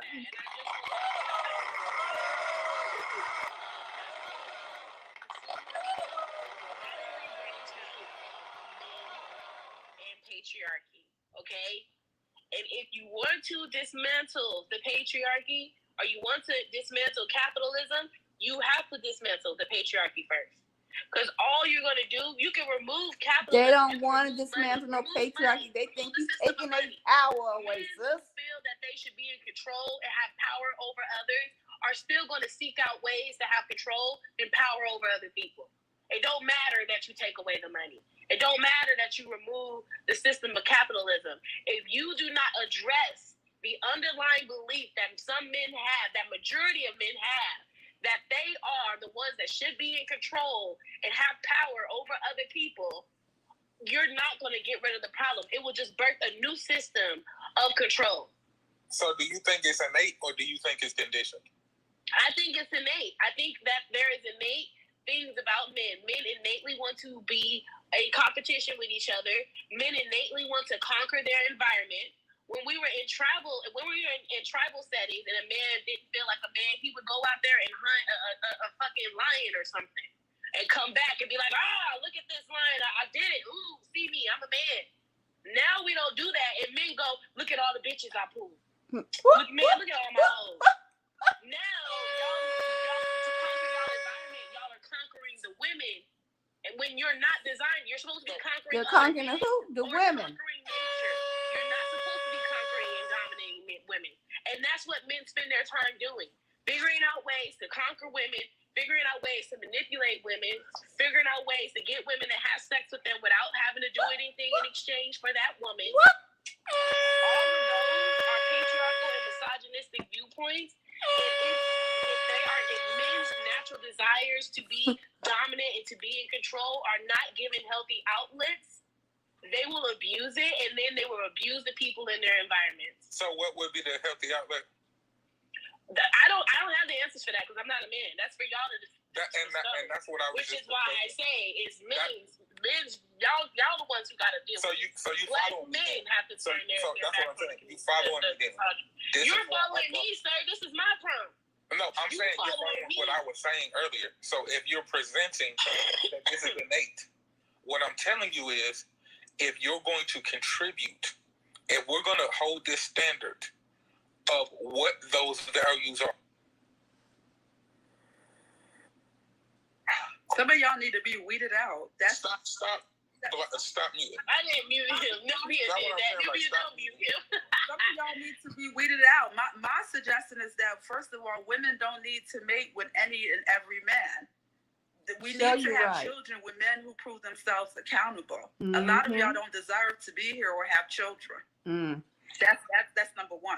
When I'm talking about it, then you mute me. So this is what I'm talking about. Everything when it comes to this conversation is always counterproductive. But you saying you want something, but we having a conversation, but you mute me. So what do you really want? Okay, sir. You want us to break out the violin? Get to your point. Okay. Every time, like I said, I keep getting muted. So I told them to stop muting you. They muting you to mess with you.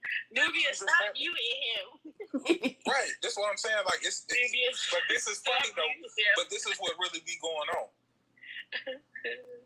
I guess you done made the mouse mad. Like I don't know what you want from me. I told them to stop muting you. I've done what I could. So and I think what the problem is, another problem is, y'all lack accountability. Y'all don't want to be accountable for nothing. We can even talk with just in our community how the single motherhood rate has gone skyrocketed, right? Y'all don't want to take accountability for your children. Can we start there? That would be great. I mean, y'all don't want to take accountability. Because when a man actually responds, you're going to mute me.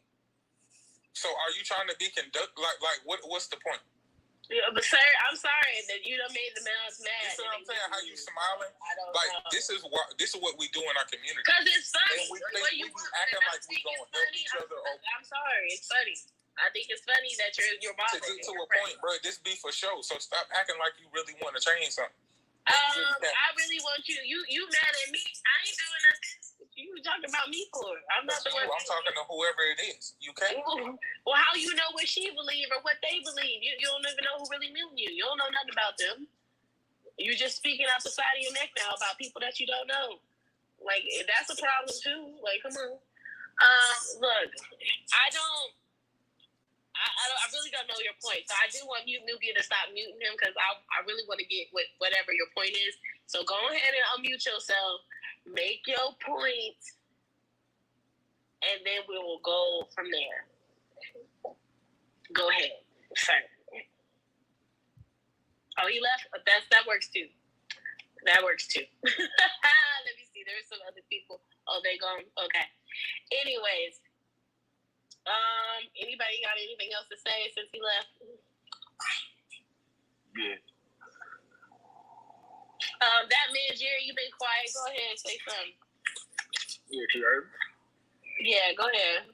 Yeah, I just want to, because earlier y'all claimed that I was cutting people off and all that, so I just wanted to go ahead and let y'all be great for like I really want y'all. Look, sir, I really want y'all to grow some emotional maturity. Not you being quiet out of spite. No, I wasn't being quiet. I was allowing myself to go ahead and be like, okay, let's see how you guys are running everything. Lee said, not you being quiet out of spite. Hey, I'm just saying, I'm a type of person.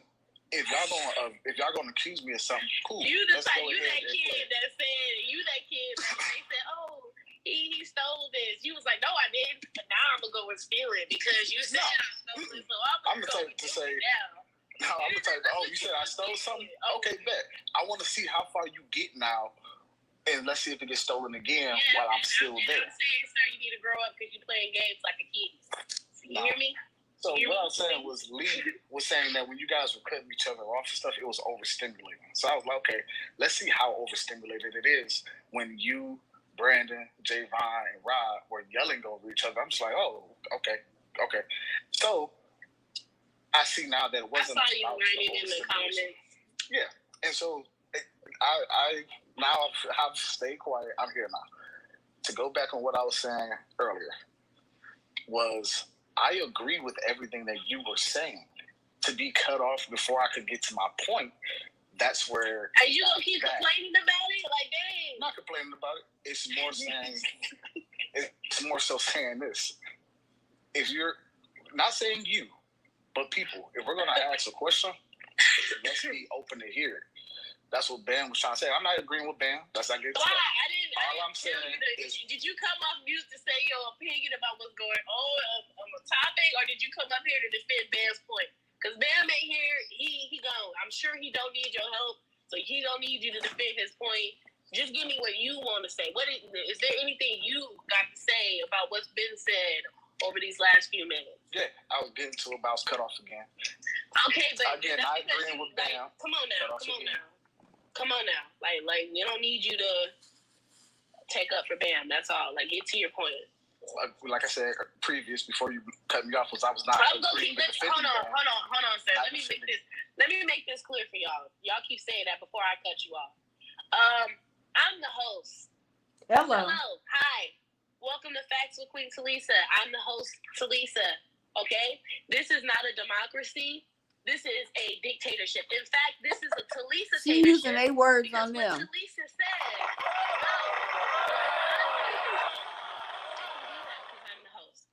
If I want to interject or say hold on or redirect the conversation, I can do that because I'm a host. In fact, when I'm talking, you're not talking. Okay? So let's make that clear. I don't want y'all to keep saying before you cut me off, because I'm going to cut you off because I'm the host. I can do that. And look, I invite you, if you can't handle me cutting you off, if it's too triggering for you, I respect that.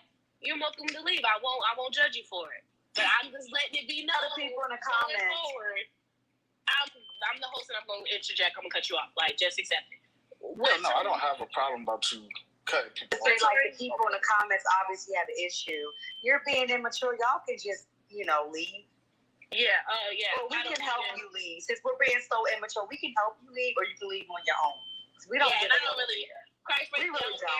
I don't care. How is that for being immature? Call me immature all you want. Just keep commenting, keep liking, keep tapping that screen, keep sharing that live, baby. Get the host, get the family. Blah, blah, blah, blah, blah. You know, what did Meg said, y'all niggas is hating, but you still watching. So I'm immature, but you're still watching. Go ahead, man, Jerry. Bye, Javon. Yeah. Yeah. So, like I was trying to get to my point. Anyways, I agree with everything that was being said. I was more putting more emphasis on the men that they need to go ahead and start being quiet and listening more, holding themselves accountable, holding their community accountable. But also at the same time, women also, hey, listen to those spaces. Listen to, hey, oh, you hear both of those men talking? Oh, that's what they're going through. Okay, cool. I'm not saying that you have to come through and be all open for all of that. I'm just saying, if we're looking for black men, which I am, as me, I'm looking for black men to start holding ourselves accountable and doing more. That means doing more for each other, being there, being an opening ear, talking more. We need to do that. And then when we come back to our black women, I'm saying, hey, black women, listen. Can you listen to us? Some men are trying to apologize. No. Some men are trying to I feel like that's gonna have to be earned. Hold on, I like Tori, and I hear what you're saying, but like after y'all do the work to heal yourselves and all that, we're gonna have to observe y'all for a while to see if it's true. We're gonna have to watch y'all's actions. Sorry, there's been a lot of trust damage. The trust has been eroded between the two of us, and now there's gonna have to be some work in to earn that type of trust back. I don't believe that's completely true, because if it were, it wouldn't be so many black women on here actually talking about this whole thing. Hold on. What? Please. I don't believe that you guys wholeheartedly believe that, because if it were true, if I'm going to take it at face value, that you saying like, oh no, we're completely done, y'all go, then this whole thing, this whole discourse would not be it will not be existing right now, because I would have already given up and moved on with life and not even trying to create this whole page. So there is some sense of caring and saying, hey, I care for my black man. So I want you guys to help. I hate to break it to you, but this is self-serving. We want to not be murdered. Unalive too. We want to be able to live our life peacefully. We don't want to be great too. So a lot of this is also self-serving. It isn't just because we only are doing this because of black men and we care about black men. We're also doing it because we don't want to be unalive. We're trying to protect ourselves. So even if we are done, we still want to have this conversation with y'all, because we share the planet with you. Gotcha. There's nowhere we can go where we're not going to live with you. So this still impacts us whether we decide to tap out or not. So I completely understand and agree with that also. Just so you know, I agree with that also. I understand that it's not just about black men. It is also about, for yourself, you want to make sure that you're safe at the end of the day. You want to make sure that if you're going to get impregnated by a black man, that he's going to be a black father, that he's going to be a black husband. That for black men, even if he's not, like if he's y'all, somebody's there to like hold him accountable. Like if a man has a baby in the tribe will drag him right back to that hunt with that woman. Like, no, you ain't nowhere. And I'm all about that. Yes. And nowadays, the dude get to be at the cookout talking about that ain't my baby, and everybody like, yeah, man, these hoes be lying. Yeah, dog. Exactly. And like the thing is, that's what I was trying to say is, before you cut me off, I'm saying that we agree on all of that. All I'm saying is, this whole thing, it means that there is caring out there. I'm not saying that it's only for us. I'm not saying that. There is other reasons. Insinuating that we're stepping away isn't because we don't care. Like, that's the thing. Like, us stepping away isn't because we don't care. Well, it's because we care. It's because we care. But here's the thing: when you hurt somebody over and over and over and over again, when you let somebody down, you have to work to earn it back. You don't just get to be accepted back. That's right, sister. No, you have to earn it. Mm-hmm. You have to show up and consistently show up and show that person that you are the change. That's what I said. Mm-hmm. I said, just because black men feel like, oh, now we're healed, everything's great, doesn't mean that black women are immediately going to be like, oh yeah, let's listen. No, we're going to still be hesitant. We're going to still expect you to show up and show improve. Show us that you've done the work. We're not going to just hear you say, yes, things are better now. Listen to us. No, we want to see it with your actions. And that's what I'm saying. What I'm saying is, with that action, if I'm saying, like, let's just say, I go ahead and I'll be like, let's just say, me and you in a relationship, things don't work out because of my patriarchy and my ideology, right? Whatever happened, I go, you like, hey, you know, I can't do this because of this and that. I go back to my, like I said, my hood or whatever, my peoples, and they give me right. I go ahead and have that conversation. I understand that I can't come back to you. Let's say it's been years that's been going on and off, blah, blah, blah. If I come back to you and I say, hey, things have changed, I don't expect you to say, oh, okay, yeah, open arms. Let's go ahead and get back together and create a family. No, I'm saying, like I said, so for you, you're saying, like, yeah, there is some sense of care. So cool. If I know that you still care about me, that means that you're going to still look at actions. And I appreciate that as a man. I'm like, okay, I did fuck this up. And now let's put it into a real sense of what you're talking about. For centuries, men have fucked up. They have to understand that. But I don't think that men feel like, and I'm not talking for all men, but I'm talking for some men. Some men feel like, even if I do try to work shit out, you know, they gonna still hate us. And I try to encourage them, like, nah, but it's not like that forever. There are a lot of women that have been hurt, that they are completely done. Yes, there are some women that are like, nah, ain't shit a black man can do for me. I'm going on to other things. Hey, man, you fucked up. Well, the truth, that's the truth. Like, some of us is not going to come back. Yeah, like, some of it, and like I said, but if it was all of y'all, if everybody was as a black man, I would fuck. Yeah, I'll let you, man. Hold on. Like I told you, bro, it's been a minute. So yeah, and before you go, Tori needs to come because she actually came up on the panel first before you did. So what I was saying is, like, if it was all black women, as a black man, I would be even more devastated. I'm devastated because I'm like, damn, there are so many. But if it was like all of y'all, I'm asking for all of them. For all everybody except for the ones who are already, you already married and you in a happy relationship. But for the rest of the black women, I expect us to not date at all. Like, not date black men at all? At men at all, period. Even though okay, see, that's different. Yeah, like, you just saying all men at all. Cool. White women are also saying that they're not dating. Everybody's saying going down. However, I'm telling black women, besides just sitting out for dating, I'm also telling them they the best man wins. Because there are a lot of black women who have been doing the work for and years. It's plugged in. And who are you know, that's the op. And they don't have a lot of They black tapped in, y'all. They tapped in. So I tell them, they tapped into the stream. Whichever man you can find who's going to show up and fill that role for you, then that's what it is. I'm not teaching black women to be race loyal. I'm not teaching anybody to do anything. For me and myself, I like black women. I love black women. I love a black woman. I love black men. If you decide to do something else other than that, I have decided to find me a Puerto Rico. I'm gonna move on. I don't really believe it because if you really love black women, you really cared about the protection of black women, you would be looking at the numbers in which we're being unalived and the numbers in which we're being raped and being kidnapped and all that, and you wouldn't recommend us to be dating any black man right now either. If you were thinking about our selfie and taking our selfie into consideration, you would be telling us to stay away and to not be dating these niggas out here right now either, because it is crazy and very dangerous out here in these streets. But that goes anywhere. But go ahead. Yeah, that goes anywhere. Okay. There's way more dangerous for us. You can't say anyways. It's like when only 33% of white teen women say they've ever been sexually assaulted, and it's 80% of black women say they have. It's not even the same.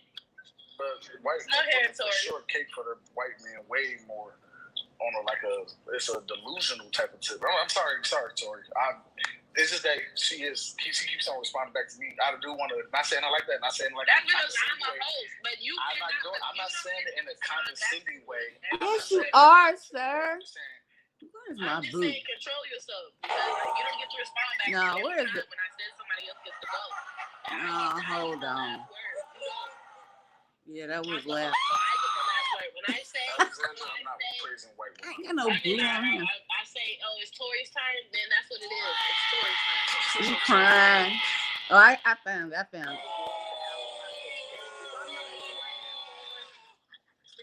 I did. It went forward today. We had to run it. Now, see, it's a woman on the panel. He's still trying to control her panel. Look, the black community will never be free until black men unlearn. Yeah, that's absolutely true. But they won't, because they know they think it benefits them and it doesn't. And then they cannot even handle a world if women was in charge. You should have seen the other live I was on, sis. These men was getting so mad, especially the black. Are you talking about Publix Live?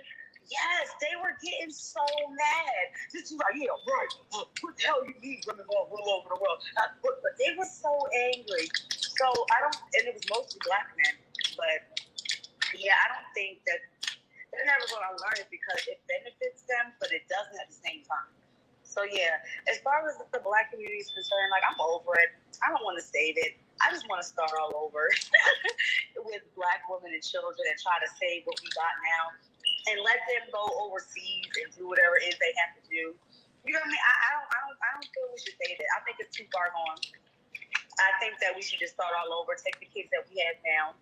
The battery is low on my tablet. That's because the aux is tapped in. So I'm just going to let it play until it fades out. Because this conversation is pretty much what I was talking about yesterday. But hers is focused on patriarchy and misogynistic men in the system. I think it's not going to help. I think it's over. I think we need to just go move on. Stop trying to save this community. Let black men do what they're saying. I've been saying this for a long time. You have said? I'm over it. Yes, I've been saying it for so long. And it's just crazy how men in particularly just won't listen and they just won't accept and acknowledge the fact that they have truly and ultimately dropped the fucking ball. I got you, girl. But I need to let. That's why I stopped. I need to let Sway. One, you up there, you can go, and then we're gonna. I don't want to call you. Should I just call you user, or do you have a name you prefer? They call me Kelly Rose. Kelly Rose. Okay. Kelly. So after Sway, I guess. Are you there? You was just unmuted. The top 5 was cancer, stroke. Boss is lost? Mute. I'm sorry, I couldn't really hear you, so I'm gonna drop you and you can request, okay? Go ahead, Kelly. I was just basically trying to say the patriarchy and just the misogyny that has really been going on in the black community specifically. It has been at an all-time high, and it is ridiculous how black men will not acknowledge the fact that men from the black community, even though it's not a vast majority of all men, it's still a big number. You know what I'm saying? And it's crazy how they just can't acknowledge the fact and accept that a lot of the men that we are birthing, these are our very own demise. And it's sick. It is sick. And the hate that black women receive from our own community, it is very sickening, and it's very disheartening. And it's just sad how black men just, they can't accept what they have done. Mm-mm. They can't accept it. This is some sick shit. It is sick. I agree with you. I do. They definitely are having a hard time accepting the role that they play in their own demise. Patriarchy will be the undoing of all of us. And they just laugh at them. I'm look at you. But it's just sad how they keep telling us, oh, date better men, and oh, you should have picked better. But this is what we have to pick from. Yeah. And we have to literally go outside of our own race as if we don't want to date our own. Exactly. I love me a brother, but I'm about to get me a Puerto Rican. The violence that we have experienced from you guys is so horrific, and it's just ridiculous that we can't even be the feminine women that we really want to be, because 9 times out of 10 we have to worry about, oh my God, is this nigga gonna fucking attack me? Is he gonna fucking kill me? Is he gonna rape me? Is he gonna do some shit? From my loved ones. And it is sick that we as women, we can't even exist in a world that we can just be women. We have to constantly look over our shoulders. Be on guard. If a man is going to attack and kill us. That's right, sir. And it's sick. She get the horn for that one. She get the horn for that one. They just, refuse to see how they're complicit in the system that seeks to destroy us, because on some level they do benefit from it. I said this earlier today. If you find yourself, and then it's always the time, the Pookies and the Ray Rays and the thugs. Well, you can date an L7 man, and he will still do some ridiculous, crazy shit. I asked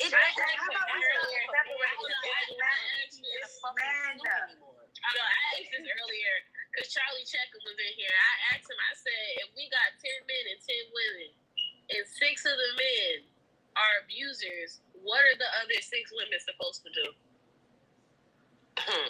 What are they supposed to do?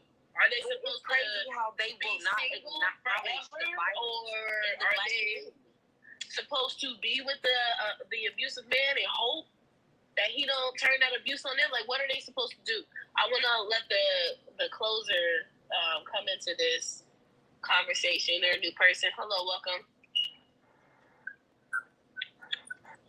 Say something again. Your sound sounds a little off. Can you hear me better now? Yeah, I can. No, I was just saying, I think I want to agree with, user that the black community has a lot of damage with black women, black men. And I think that it's important to think that a mixed person is still black, right? It's still a benefit to the community. I think dating outside the race for men and women, if it fits you, is a better option. I'm about to show try. Get me a Puerto Rican.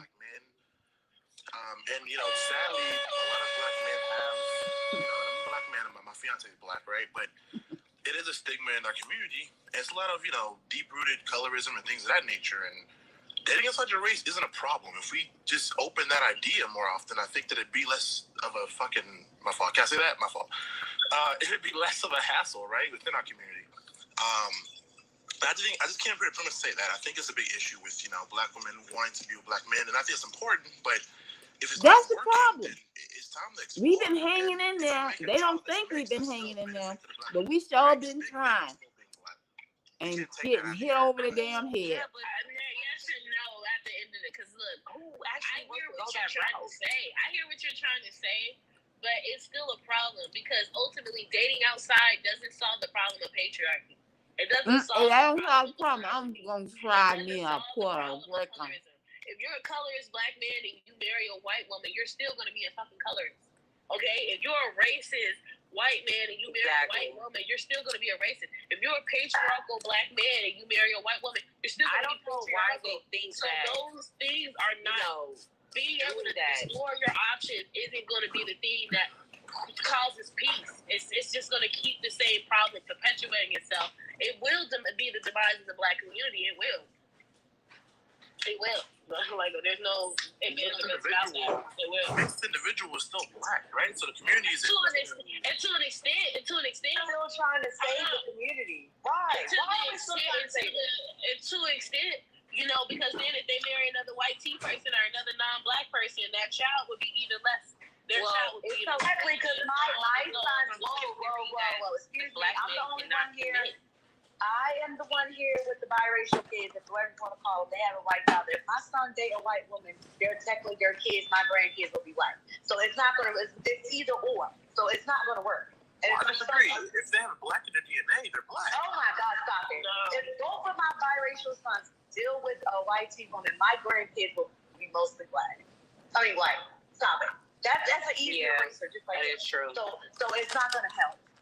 That's genetic annihilation. That's exactly. Whitening of the race. Exactly. A white tea supremacy. They don't see it like that though. To erase dark skin and people. Exactly, because they don't like the dark skin, baby. They don't like the melon. They gonna like it here soon when that sun pop out. Encouraging race mixing to fix the race.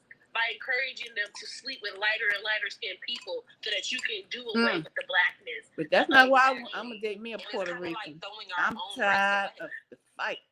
So I hear what you... seriously, are we really trying to save it though? You're missing it. So... my kids' phenotype, they consider themselves black. That's what my sons consider themselves black because of their phenotype, because they look like black children. But if they decide to have a white tea girlfriend, a whole one, then my grandkids they'll just be more further, So yeah, that's how that works. They'll be lighter. And I'm somebody who dates interracially, so I've had these conversations with myself. My kids, whether they will be black or white, I'm going to raise them by what they look like phenotypically. Well, they will always be taught. They will always be taught the black experience because I'm black. I can't teach them nothing but blackness. But I'm going to raise them based off of how society is going to perceive them. So if I have a biracial child who looks white passing, I'm going to raise them to see themselves as white passing and to get the benefits of white passing while also keeping the door open for their brother. This is crazy that we're talking about this because I argue about this with my sister all the time. My sister has. We have a biracial. We have a lady up there who can explain that more. Moody, explain that a little bit more. Go finish your part, user, and then I will go to Moody. I was going to let her come into the conversation. I was just basically saying, like, you know, if you do decide to have mixed kids or, you know, date outside your race or whatever, and you know that, you know, if you did have a baby by a white man or if you had a baby with a white woman, you know that most likely the baby will come out white. And it's kind of like, you know, like, do you really want to raise your child, you know, not knowing the other race? Like, do you just want to raise them as a white child or do you want to raise them as a black child? You know, so I don't know. It's kind of weird with that. I raise my kids as kids, but I don't let them. I can't raise my son trying to be white if I'm not. I'm a black woman. I mean, that's why it's the kids over there. That's why the kids are what their phenotype is. Like you said, I intend on raising them based off of what they look like phenotypically. But even if they were phenotype of white I still can't raise them to be white if I'm not. Well, no, you don't understand what I'm saying? That's what I said, because what I said was that I can't, right, they're still going to be black because I can't teach them nothing but black culture, but I am going to teach them how the world perceives them and how they can access that, and when they do have access to it, to use it to elevate their brothers, their sisters, and any other person that comes from their community that is black. So that's what I intend on teaching any biracial kids that I have. But I do want Mooney to come into this conversation. Hello, Mooney. This is your first time on our panel. I've seen you plenty of times. Welcome, my Aquarius sister. Yes. Black men don't know what they're doing. They run black women away like doggone. Everybody up here. And then they ain't gonna even be able to be no passport bros, because they killing them over in the other country. Y'all just set yourself up for failure. For all biracial people, my circumstance is a little bit different. Not only am I biracial, but I'm a transracial adoptee. So I'm biracial, also adopted by white people, right? But as a biracial kid, quote unquote, if you ask me, I'm gonna tell you I'm black. But as a quote unquote, for the sake of the conversation, as a biracial kid, I want to caution the language that was used, and I don't know which gentleman it was. I don't know if it was Closers or whoever it was that had mentioned something about with interracial relationships. You have biracial kids, and when you have biracial kids, so on and so forth. Okay? I want to make something really clear about the dangers of that type of narrative. Number one, when you say that having biracial children, which when you say biracial, I think it goes without saying that we all know you mean biracial kids of the lighter sense. Because we're not, because you can have... Of course that's what they mean, black. sis. You could be monolithically black, right? You could be monolithically black and look like me, right? But when we talk about, when people say, like, you know, biracials is the savior and the bridge...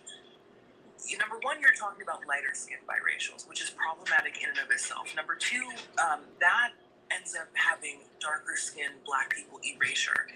It completely ignores the fact that there are black women that are darker skinned or monoracially black that have done the work for centuries and centuries and generations and generations, but you disregard that for a biracial, light skinned, light eyed, good hair, European centric child. Speak on it, sis. About biracial kids being the bridge, you're not talking about phenotypically black kids. You're talking about the exoticals.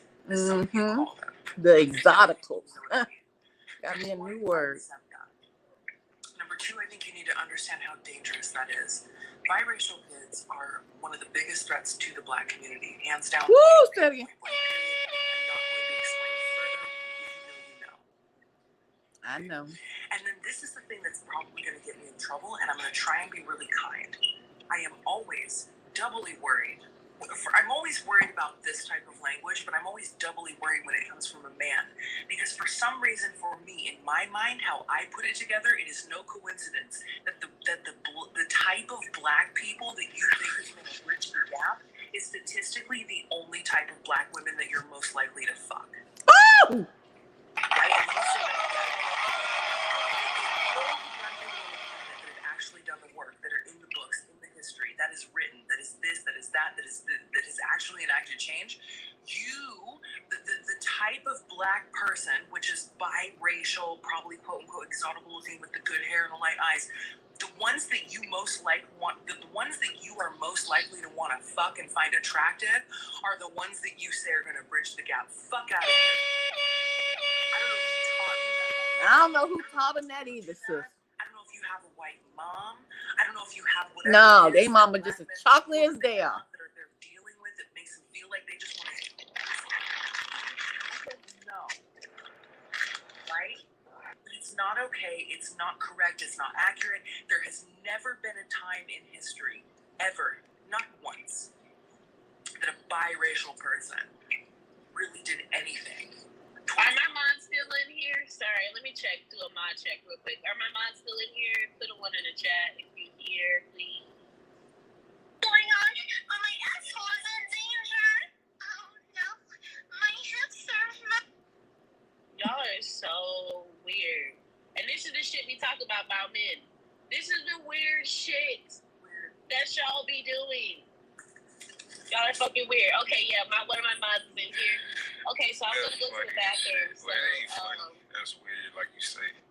It is. That's the weird shit we be talking about. Go ahead, keep on, Mooney, and then y'all, moms, hold it down while I go to the bathroom. I'm almost done. I'm gonna land my plane.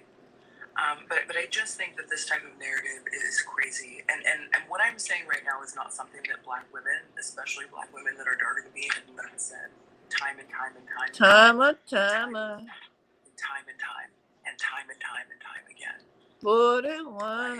Like this isn't. I'm not the originator of any of this. Sure, but you can speak on it. Anyone says that the bridge between black and white people is biracial kids, number one, go fuck yourself. We already have enough shit that we're dealing with. We don't need that on us too. Okay? Y'all know who's talking. It's this light-skinned sister right here at the top. Failing at that every chance that we've ever got. The biracial sister talking, telling y'all men that always talking about diverse. Y'all holler about they divesting, but y'all holler about divestment. Has proven itself statistically and socially more than anything that we can overcome. Right? We're not the ones. And number three, we're not the ones. Let me give her another one. On the gap between black and white people, just because you want to fight white women, but you don't want to seem like that type of guy, so the next closest thing is biracial. Stop putting us in the middle of the shit. She said, stop it. It's weird. If you really wanted to talk You're about weird. what the bridge was between black and white people, there should be nothing that comes out of your mouth ever, that is anything outside of what actual black women who are not biracial have already done. Come on, sis. Let me give you a hand clap for that. You couldn't handle what they did because you didn't know how to handle it and do better for yourselves because you couldn't figure out how to listen to black women. Couldn't figure out how to listen. And be better than where you are. You want to put it on biracial women? I am alone at the crossroads. It's giving proximity. It's giving patriarchy. It's giving you want to be. You don't want equality. You don't want equity. You want supremacy. What? That's what it's giving. I said it the other day. Oh, sus. I said it the other day. I think overall, I get your point. I get your point. So my wife is black. I am on the lighter side, right? I am mixed myself.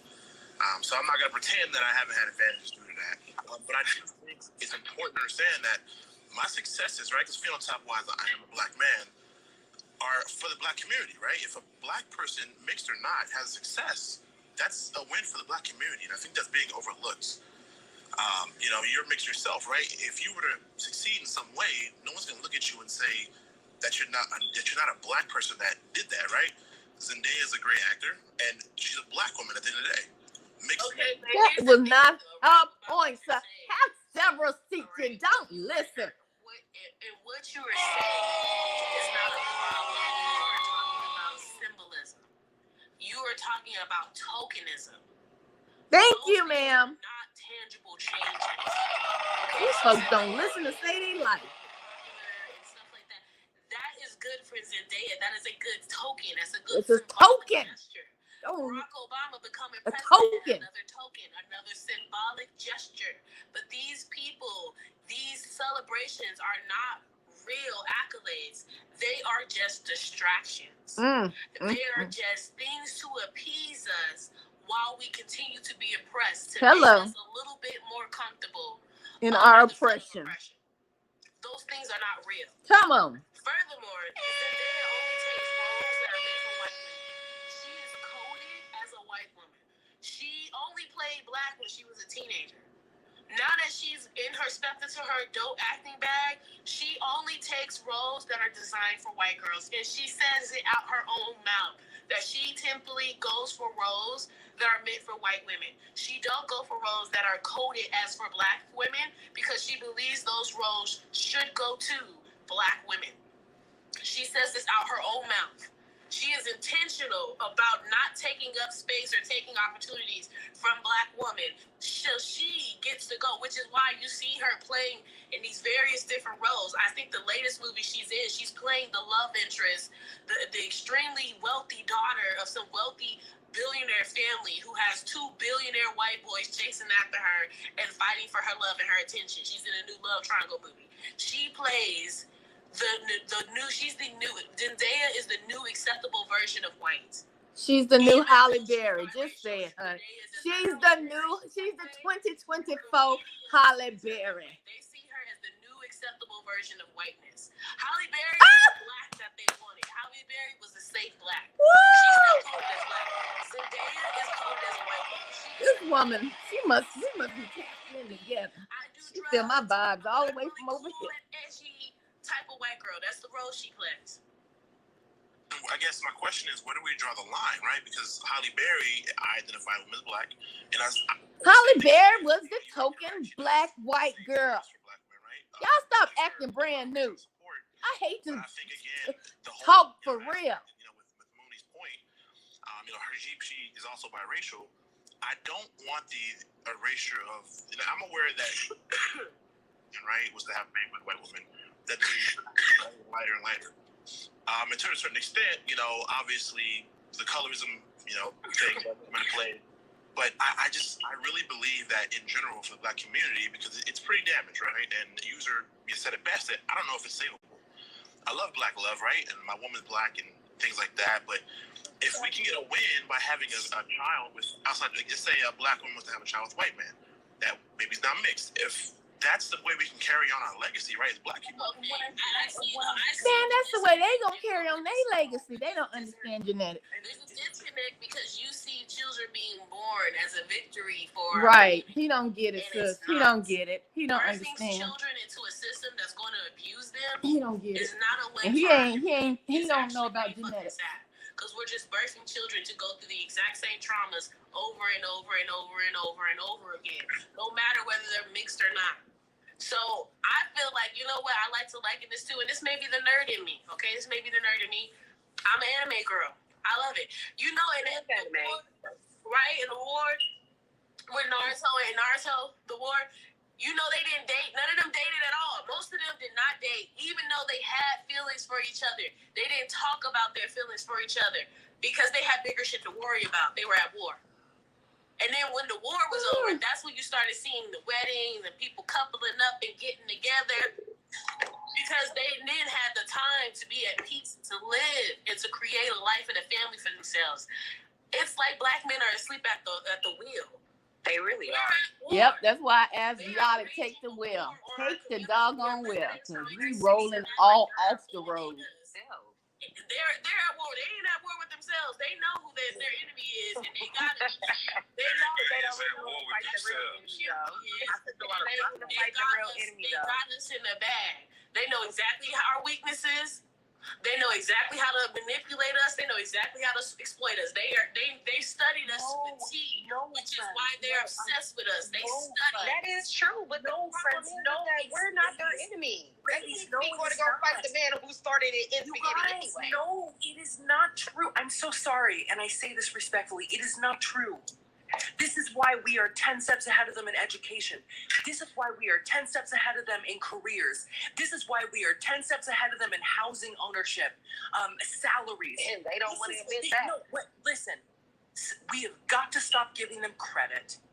Okay? There's a reason why these are the same men that say we need to go back to the old days, because that's where they are. Exactly. Control. These men do not know us. They do not know what we are doing anymore. They have no control over us anymore. These men have no clue. Oh, okay. But see, no, Mooney, I'm not talking about the men and us. I'm talking about white tea men and black men. And I'm talking about white tea men. No, white tea men, no men. They know y'all's weaknesses. They know how to set y'all up. They know how to exploit y'all. Agenda. They know y'all. They know, agenda. I've been saying it. Every single time for thousands of years in Africa, they got y'all every single time. You gotta go get some food, boy. Without a doubt, men, hungry. Especially black men, I agree with that. But if they're not going to do so, then what does that leave you other than dating outside of your race? I'm getting me a Puerto Rican. I don't think we should be dating at all. I think all of our energy, all of our effort needs to be. I've been single a long time. I done took me a long enough break. And I don't know what it's going to take for people to get that serious about it. My break is over. I'm about to get me a Puerto Rican. Taking on the government that we don't have time for relationships because we're too busy. Give me a Carmel brother. Puerto Rican. How to get these people out of control and how to take. Now you're talking my language. Now that's why I feel comfortable speaking on. Is that all right, just, so go ahead. Peace. I appreciate y'all giving me the opportunity, right? So now you talking my language, sister. That this idea of relationships and our desire to want to be connected to somebody on a physical level or on an emotional level is detrimental to our community. Why? Because we are thinking about temporary gratification. Only how we can enjoy the life we are living right now while people are being born into this world and repeating the same cycle. So it's a very selfish desire to want to focus solely on your own happiness when you was just born into a world that made you unhappy. I ain't being selfish, sir. I'm not trying to bring no babies into this world. I'm done with that. I need a mature, sexy Puerto Rican. Because we can birth the solution, but until we learn the solution, we only gonna keep birthing the problem.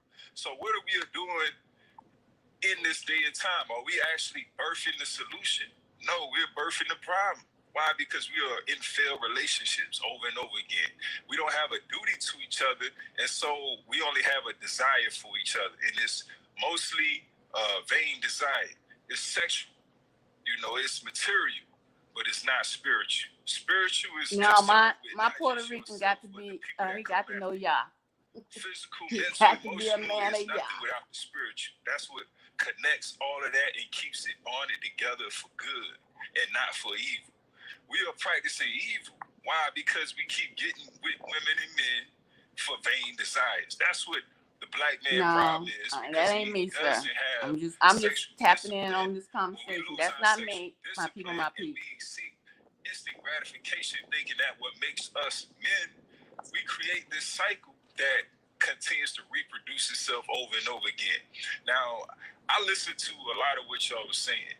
And one thing I'm not going to argue with because I understand it, but I will address is the generalization of men and women. Men saying women and women saying men when we know it's most, not all, right? So for most men are not sexually disciplined. Most women don't really know how to identify that man who isn't, right? So that's a problem. And if we keep getting into relationships and birthing children, thinking that we're doing right because that's natural shit. Poison, you can go find poison ivy. That's natural too, but I bet you in it. Yes, indeed. Not without protection. So we gotta protect ourselves even from nature. Shit that we think, oh, this shit is natural, can kill your ass. Woo! Keep playing with it. Keep playing with it. I'm looking at it like, okay,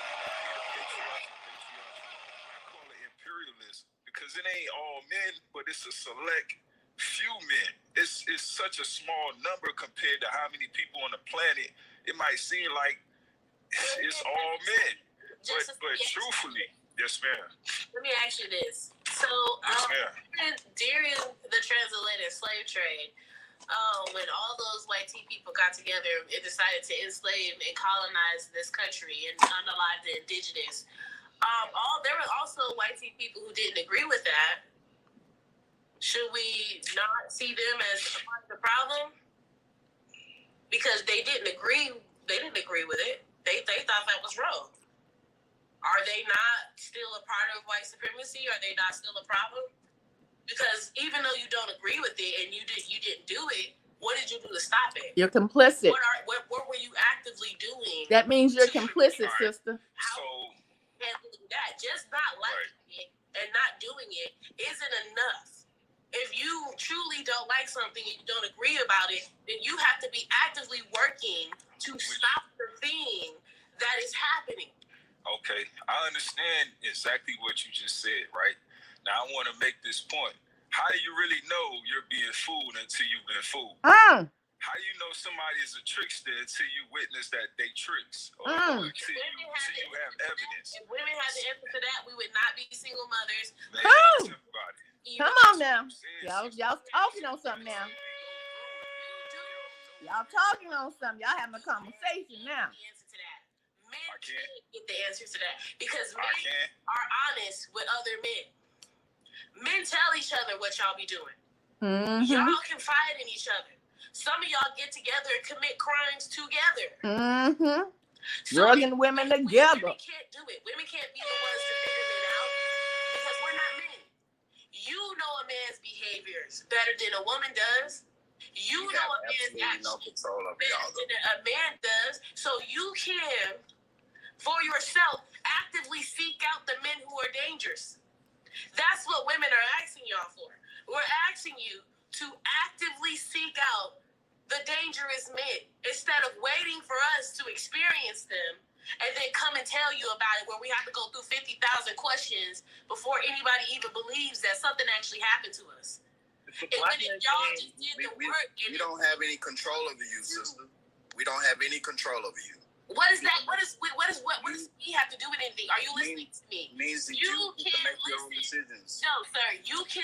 She's talking about men vetting men. God, oh, they don't listen. Who are dangerous, and you can impose your will over them. Let me make this point. You can warn other women that come around them, and you can watch them. You can let them know I'm watching you. In the Nashville, Tennessee area, there's three black men. In the Nashville, Tennessee area, there's... Sir. It ain't even your turn, because centering black women was up here first. So, I'm going to let her jump in here now. I'm sorry, he took me out with the control. I'm trying to understand why they need control of us when they have very little control of themselves. Exactly. I mean, it's about shit. Trying to ask that question, and they won't even answer. Justin started his conversation by saying that black men lack sexual self-control. So if y'all can't control yourselves, why do y'all think y'all deserve control over us? Right. Well, why we submit? I honestly understand why a woman would generalize us as men because they rely on us as a community of men and not just a single man to do for them, right? So we are a community that has to hold each other accountable. I understand that completely. So I don't want to take away from. I guess we don't like numbers and mathematics, right? But statistically, we don't depend on you. I'm looking at the chat. I don't pay attention to all that bullshit that I done heard since I started talking. But we have to start identifying the problem so that we can provide a solution. The problem is that there are men in our community who have been reared by wicked motives and wicked people. People who were neglectful to our women and our children. Didn't too much care about whether their woman was happy or whether or not she was actually feeling comfortable in her relationship with the man. And they had children, which means they were bonded damn near permanently or semi-permanently, right?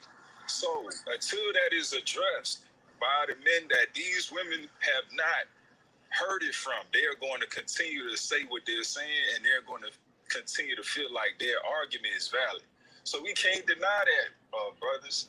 We can't walk over them and try to say, nah, it's just y'all, man. Look, when a woman get, upset, try to see what got her upset before you just jump to the conclusion that it was her, right? That's what that's what I'm striving to make a point for us in the chat. Now, as far as what I'm saying about sexual discipline and how it ruins our relationship with women and society, it's destroying our society. Yes, it is. Why? Because we have the ability to control our desire for women. Yes, just because she look sexually appealing, shit. I don't give a damn if she butt ass fucking naked. Thank you, sir. You can control yourself. You can control that talent. Thank you, sir. That you don't have to have control. And that's just facts. Control it. Facts all day. That's just real. We do have the ability to control our... Thank you. Black women exist. Wanted other women to get in. Oh, Lord, the battery getting ready to go down, y'all. Black women exist in community with black men, not only romantically. Black men are our fathers, our brothers, our uncles, our cousins, and y'all have not shown up. If you look at statistics, if you look at black femicide, black women are being unalived every 4.5 hours.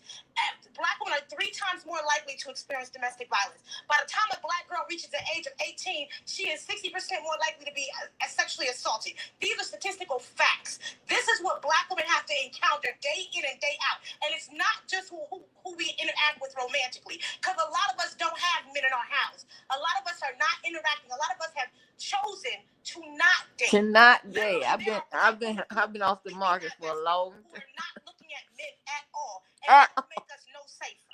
Don't make us no safer. That's what. She sure said something right there. The only interaction we have is romantic. We have interaction with black men. We walk up the street and we try to go to the gas station, or we try to go to the corner store. We have interactions. I was trying to put my grandbaby in a car. A black man 2 doors down, run down, trying to talk to me. We have interactions with black men constantly, and they're constantly unsafe. If black men were accountable for themselves and the harm that they can cause to black women, and they made the decision not to be harmful and to listen to black women when we talk about our experiences, then that would change so much. The problem is so many black men, the minute black women start talking, y'all's first instinct is to exonerate men by blaming women. There is no accountability. If men make a conscious decision not to hurt women, they will be safe. You can protect women from you. Yeah, you don't need to control us. Y'all could just focus on controlling each other. And that would solve a lot of our problems. A lot of our problems would be so much. They really think they not the problem. Y'all just started policing each other. I don't know why y'all leave it up to us. We're the ones who are supposed to be secret squirrel and the detective and figure out, is this man got multiple kids that he don't marry? Well, the way that it goes, they want us to do everything. I need the dick facts. Let me see the dick facts so I can look up how many women he done slept with, and I need to call each one of them and ask them if is they kid his kid. They're how are we supposed to know? Come on, Mooney. Sorry. No, it's Mooney turn. And then after that, And we're going to let y'all, I'm going to be out of here. And much, much love. I am frustrated with this conversation. And